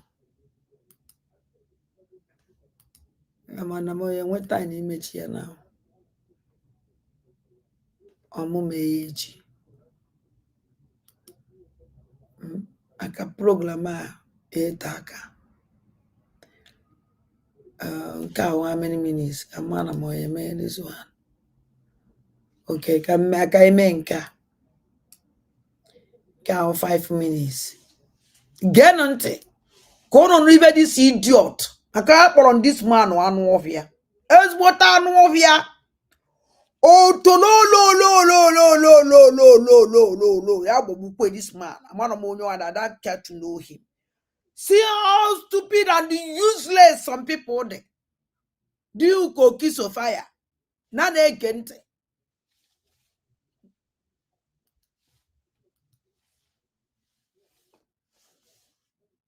TV Foundation. I am once local plan, the son of a widow. Please, if you get this video, share it for me. Post so that Nigerian army will have access to this video. Oh, no. Today is the 14th day of May 2025. One of our brothers, Mr. Chijioke Meronye, from Umezegu, autonomous community in the Chukwu local government, was allegedly killed today by Nigerian soldiers. I repeat, one Mr. Chijioke Emeronye from Umakbe village in the Umezegu autonomous community in the Hituboma local government was allegedly killed by Nigerian soldiers.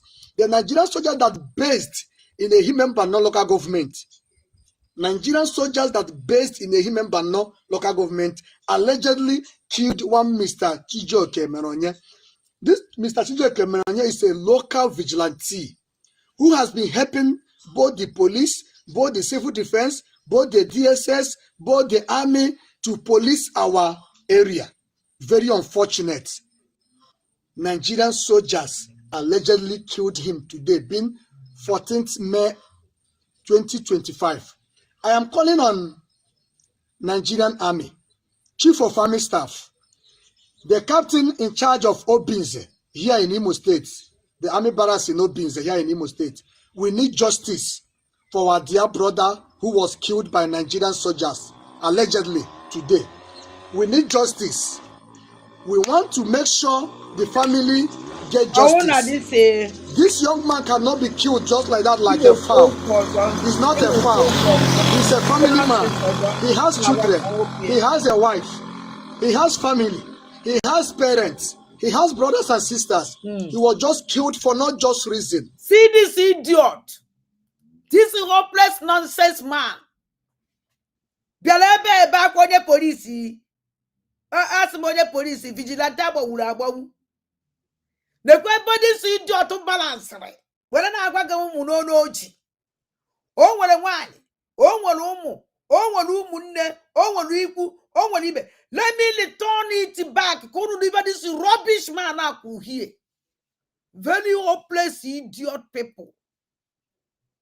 Allegedly killed one Mr. Chijioke Meronye. This Mr. Chijioke Meronye is a local vigilante who has been helping both the police, both the civil defense, both the DSS, both the army. This idiot Abawuru you them see like to say. A vigilante group man, ne help police a boom as by. Ne help Ndami a boom as by.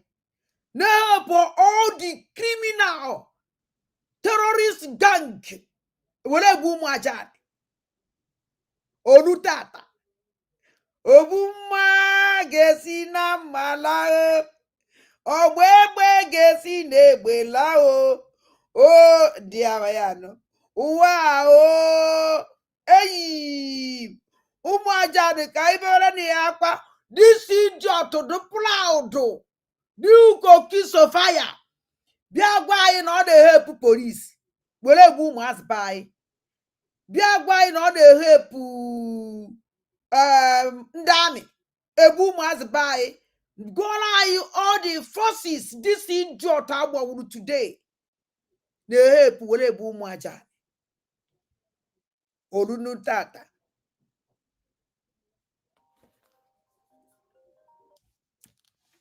hello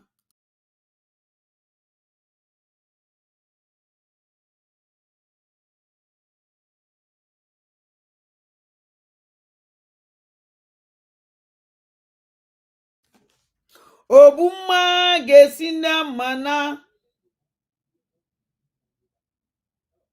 ogbe gesi na egbela o dinda o na na-ege ntị obe onye ụchụ bịara bere onye ụchụ ibe ya akwa maka na agbawuru ihe ka anyị jebere akwa I will help you share your stupid video.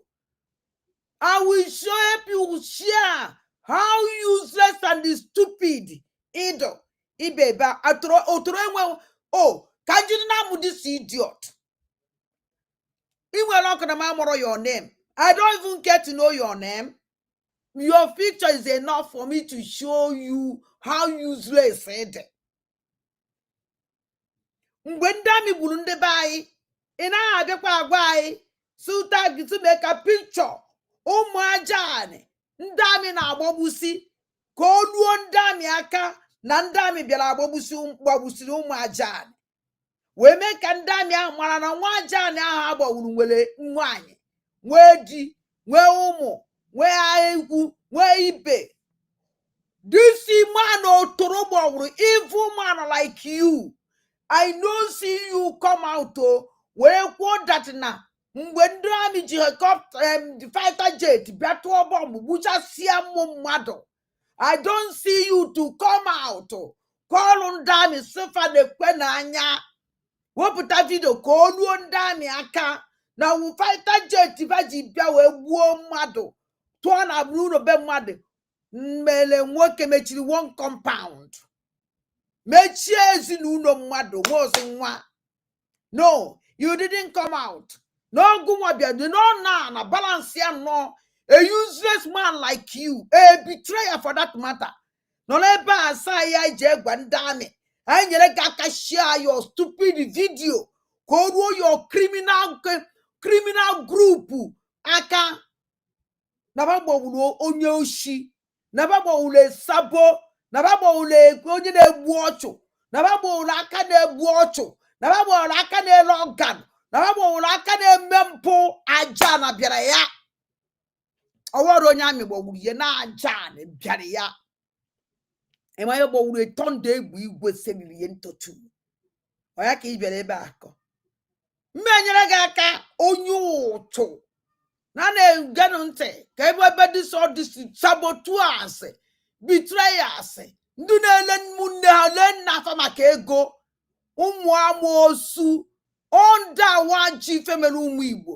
Tiahụ iwu anụ ọbịa, ọnwụ na ịnọ m nso nyụọ nshi otoro were kọchie gị isi, kọchie gị anya, kọchie gị ọnụ. Na na-ege ntị ebe useless man na mind nke ife ndị ba yi echere fan this news onoro na chichicha no wee zuzuru pụta n'ọlọ hia agwa anyị datara ndị amị gbagburu sabotua onye na-enyere fa aka egbuchasị ụmụazị ba tonda gbọrọ ikwe gị ndị ogbu mma anaghị ekwe ka mmafe efe azụ ife ijiri were gbu mmadụ ka eyi ejigbu gị ike iji amagharị mmadụ ka eyi eji magharị gị. To police our area, very unfortunate. Nigerian soldiers allegedly killed him today, being 14th May 2025. I am calling on Nigerian Army, Chief of Army Staff, the captain in charge of Obinze here in Imo State, the Army Barracks in Obinze here in Imo State. We need justice for our dear brother who was killed by Nigerian soldiers, allegedly, today.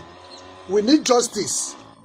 We want to make sure the family get justice. This young man cannot be killed just like that, like a fowl. He's not a fowl.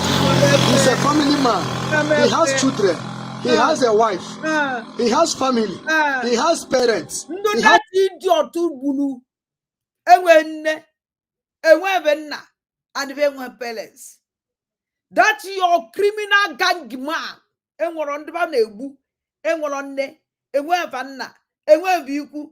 Ibe has name weda. Nda wundu mwe obubu. Nda wundu mwe onwunwu. Nda wundu mwe nkpochafo. Otu aka we sidagnis one day. Nge wana ekwu okwu a because he goes and not the same gang kagene ana abo. Oh, the same onu kagene ana abo na aru. Don't worry. One day, if I ona ha n'isi onye ọzọ ya ada n'isi unu. Because ebe ọ dara n'isi onye ọzọ ọ dịghị mma. Ọ dakwa n'isi go ya adakwa gị mma. That's all. Then kedu onye na-ekwu okwu asef.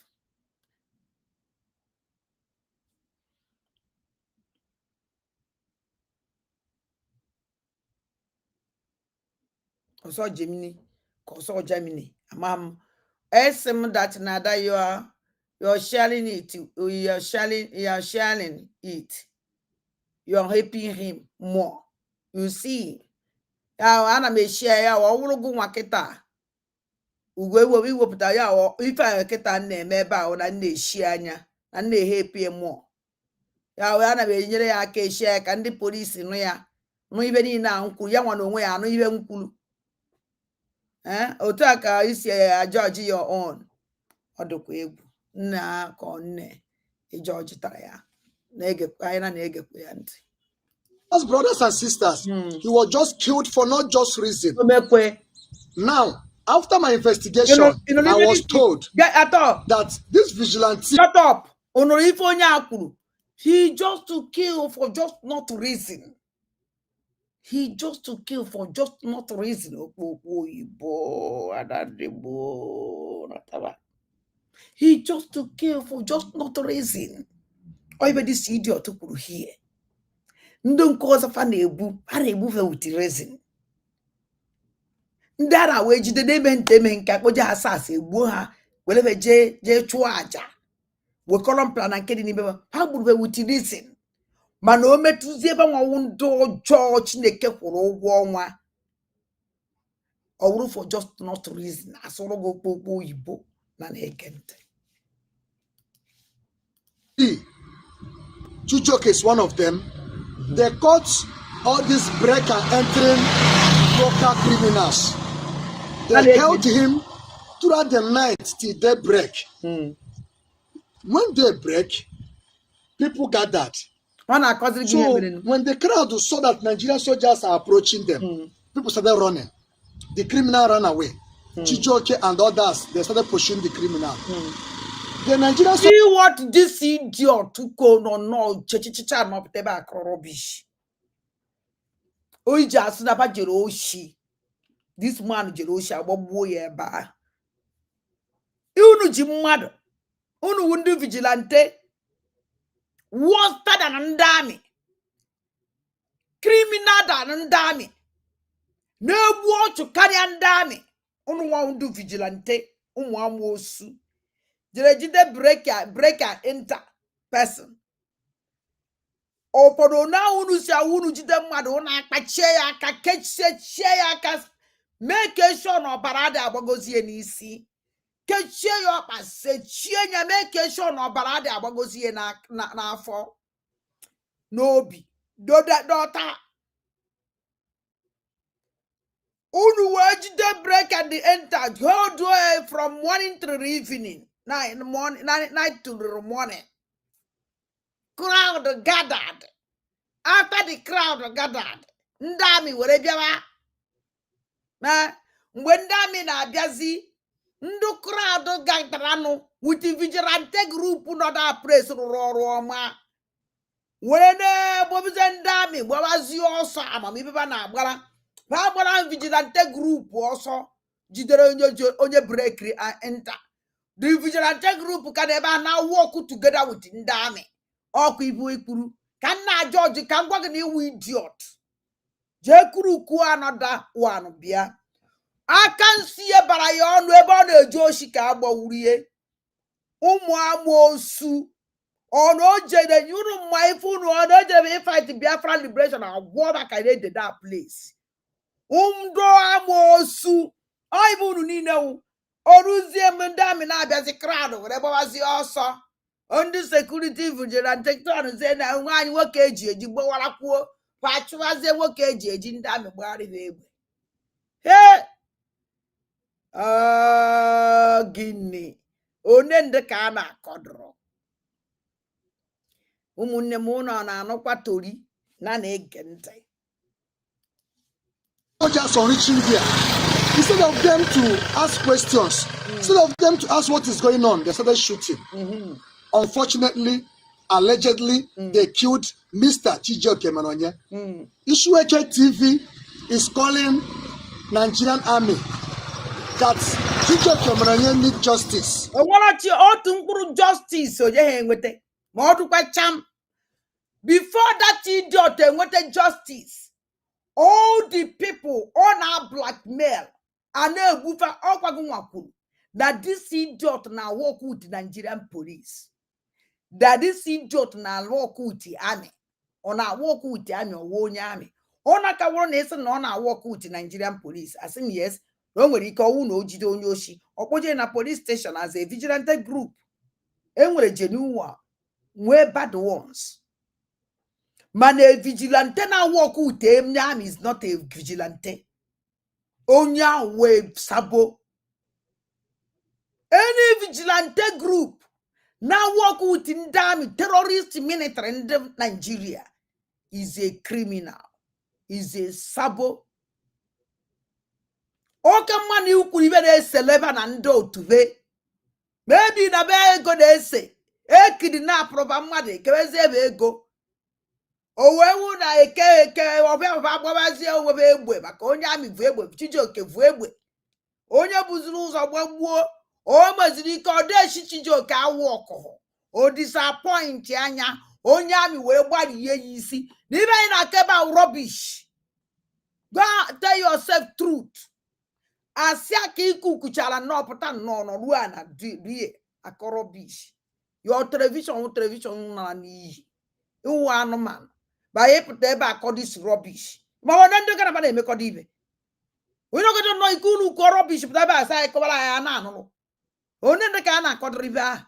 Uno, I want nonsense here by that poor no time by Jacko just not now. They are all stupid, all of them. Even at the proud.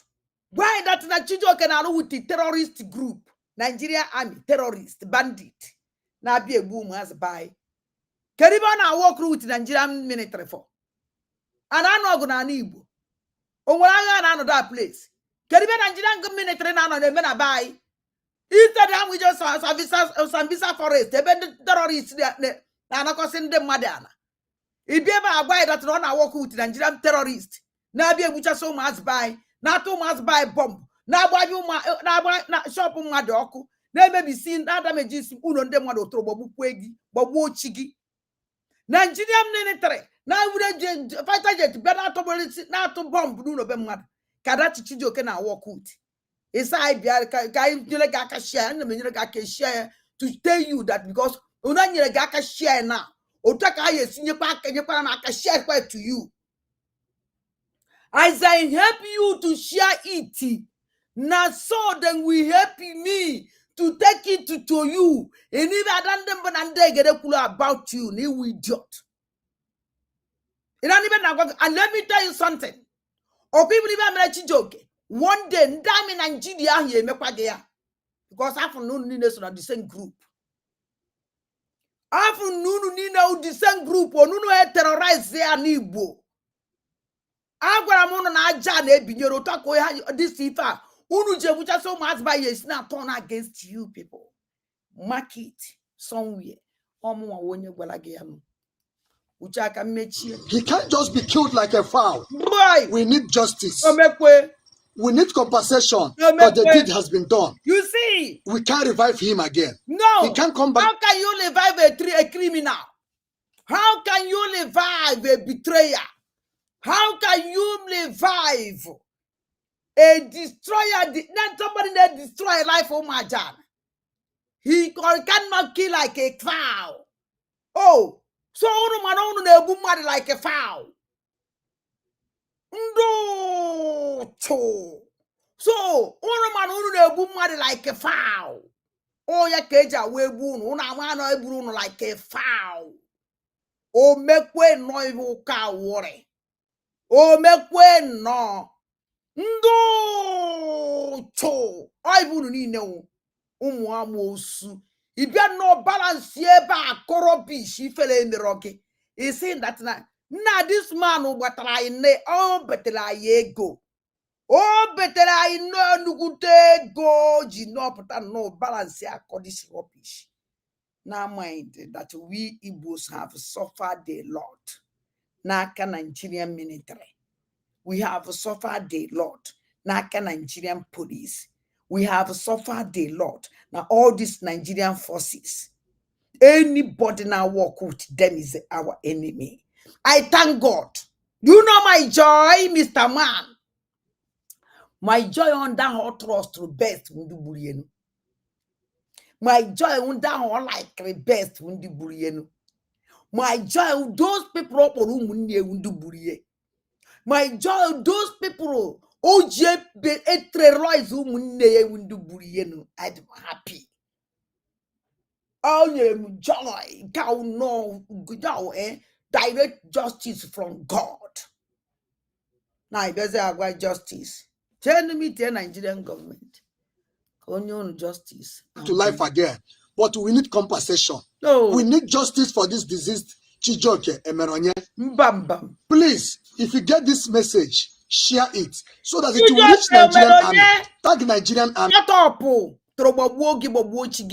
Chijoke Emeronye uwozi jabia ipa ezbota agwa. Uwozi ya bia ya anokozi with the enemy of your people. Uwozi ya bia you can never be with the enemy of your people to destroy your people. Uwozi ya bia you can never be with the name muneganya miri neji fighter jet bia two bomb na Holland bucha so munegi. Uwozo na woni ya bia le uwa. No kwani ya bia uwa. A man that in he walk with them again. No rokwani ya bia uwa. Because na email mpo. In our work with Nigerian government for what? And I'm not gonna be a land. And I point to no munegani bucha say ha. Evole ebi ene eke, ebi ene enu. Hey, ogidi, eburu hada AK-47 nisi, onwo onye yawo, onwo onye gune ana abo hazi. You need to terrorize the whole community. And ezegi, when they say nanya case waste take like rubbish. You brew this nonsense. Whatever I call nonsense, I call rubbish. Say I give a gun to Nigerian government, Nigeria army.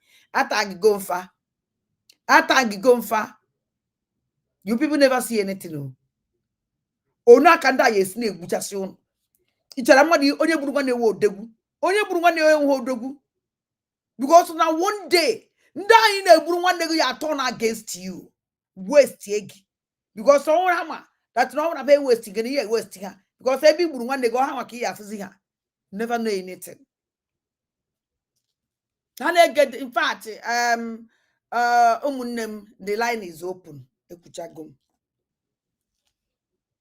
Was in a get nonsense here this man and I can't even me. Oh line come tinye number under my number. On a podcast 30 minutes, only about 2 minutes, Biko. No.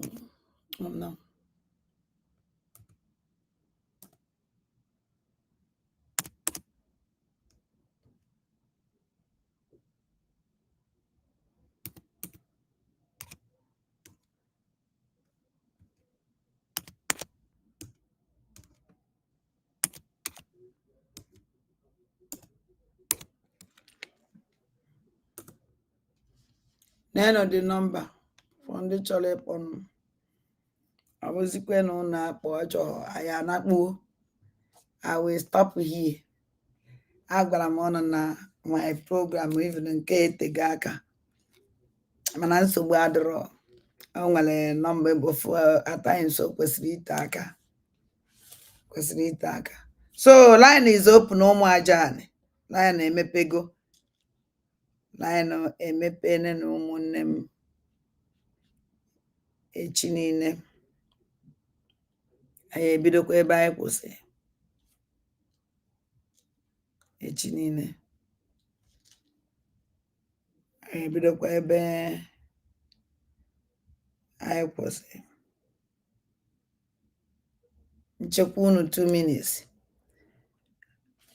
Ọnwa onye kpọrọ nụ. I end them.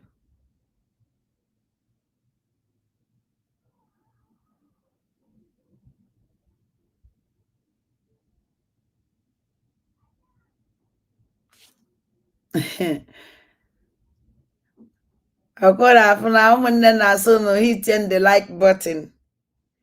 Hitting the like button.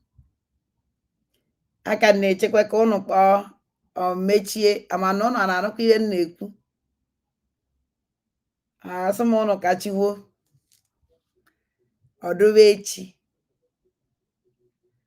So ụmụnne m unu afụgo n'uzu Madam Surrogate, Commander-in-Chief of terrorist, bandit, and Ebubago. And Nokwanu nke second in command of terrorist, bandit. And Ebubago, a bandit. I am a command is now. So ụmụada biko onye ọna chọrọ oku mkpọrọ akpọrọ m oku ụmụada Igbo ọwakwa ụmụada nke a na-ekwukwa okwu ụmụada ọwakwa ụmụada nke like before no ọwụrụ ụdị ụmụada ụmụada you must bow no ụmụada ndị mpịawasị azụ no ife anyị na-ekwu okwu obedient ụmụada nwere good heart nwere conscience ụmụada na-akpọ oku oge anyị eji kpọkọnọta onwe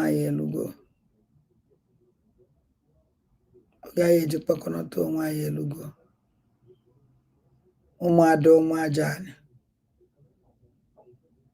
so afụna m na nwere onye chọrọ ịkpọnụ mme ended program so ụmụnne m ana m ekene unu niile onye na-asị Chim gọziele m unu Ubinigwe ya wala m unu ezi mmeri ya awụ nke anyị mmeri wụ nke anyị maka masị na oyi ahụ makara anyị emerigo aka Chukwu dị n'ihe niile anyị na-eme Chukwu nwee ike and anyị emeriri mafe ọ chọrọ ya mafe achọghị ya anyị emeri ana m asị ka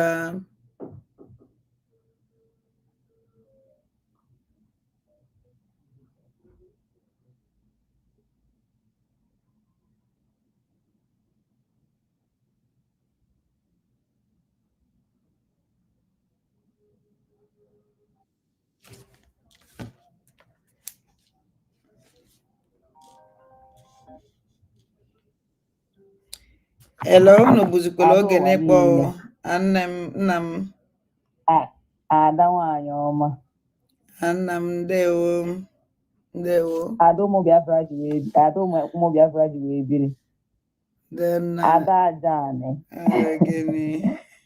ana m awọchi program gị good evening ma ndewo eze nwanne m ndewo aja ọsọsị ka m kene gị ka m sị gị daalụ nwanyị ọma ana m na-awọchị n'oge mgbe ị na-ekwu okwu kandụl na ndị otu all the way from ime ahịa ahapụ m ihe m na-eme na-awọchị gị awọchịrị ibe na ya ụwọchịrị all the way from the road sef site na ya adịkịta ya m na-abata esi ka mbọ ka nke na-ejisiri ike n'ọrụ o obibi iwe gọzie gị o nwere ata onye ọbụla bụ njem Biafra enweghị ike ichefunata ihe na-eme na this struggle a maka na ọ gị nwa bụ ihe nyere aka wee rescue this struggle if not ọdagbugoro Fulani efinichi ga anyị efinichi mana nsogbu ọbụla adịghị ọbata oge ga-apụtara mara Chineke by the grace of God ọ ga-apụtarịrị by then ka anyị mazịrị ndị bụ ndị asị m ka n'onu gị ọzọ o Chimgozie yes ma Kachifo yes ma good night ma Kachifo. Hey, ụmụ Ajani.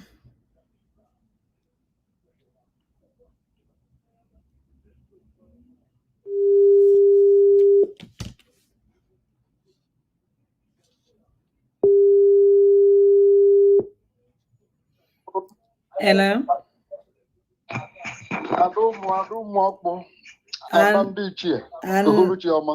Uhuruchioma ezi nwanne m. Uhuruchioma.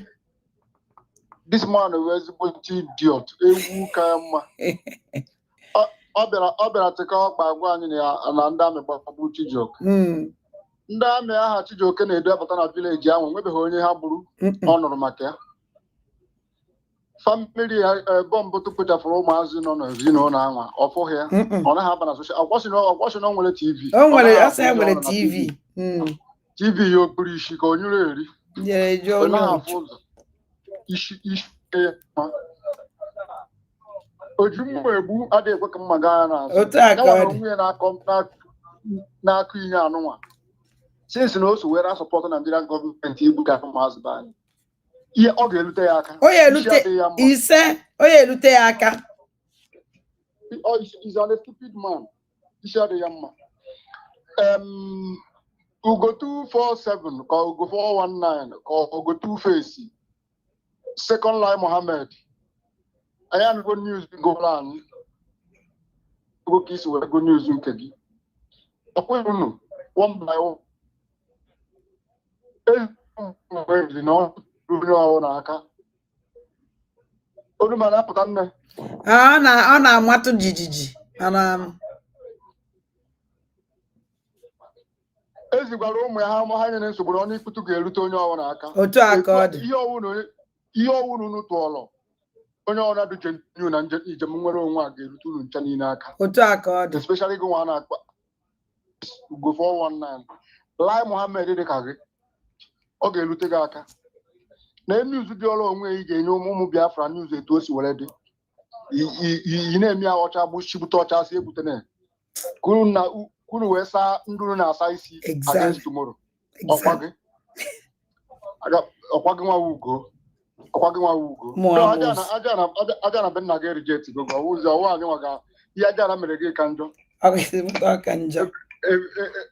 every year na-asụ n'imi Ada biko ka hapụ gị nwe ndị na-abata ka ha bata ndo nna m ndo Chimgozie ka chifezi nwanne m oke ụmụ Ajani mmasị ụnụ ka chifon ka ọ dị n'echi niile asị m Obinigwe gọziele m ụnụ bụ na chekwala m ụnụ ụladola edo ka nna ya n'isi ụnụ niile n'isi m nwa na onwe m na ezinụlọ m na ezinụlọ ụnụ and ogologo ndụ n'ala isi ike ka nna ya Chineke n'isi ụnụ n'isi ezinụlọ ụnụ n'isi m n'isi ezinụlọ m otu ahụ ka nna ya chi m si ya biko ya were ogologo ndụ were gọziele m ụnụ niile n'isi ụnụ n'isi ezinụlọ ụnụ n'isi m n'isi ezinụlọ m ihe ọma ya emela anyị sọnsọ ngọzi mmeri ya wụrịrị nke ụmụ Ajani ụmụnne njisi n'ike wee sị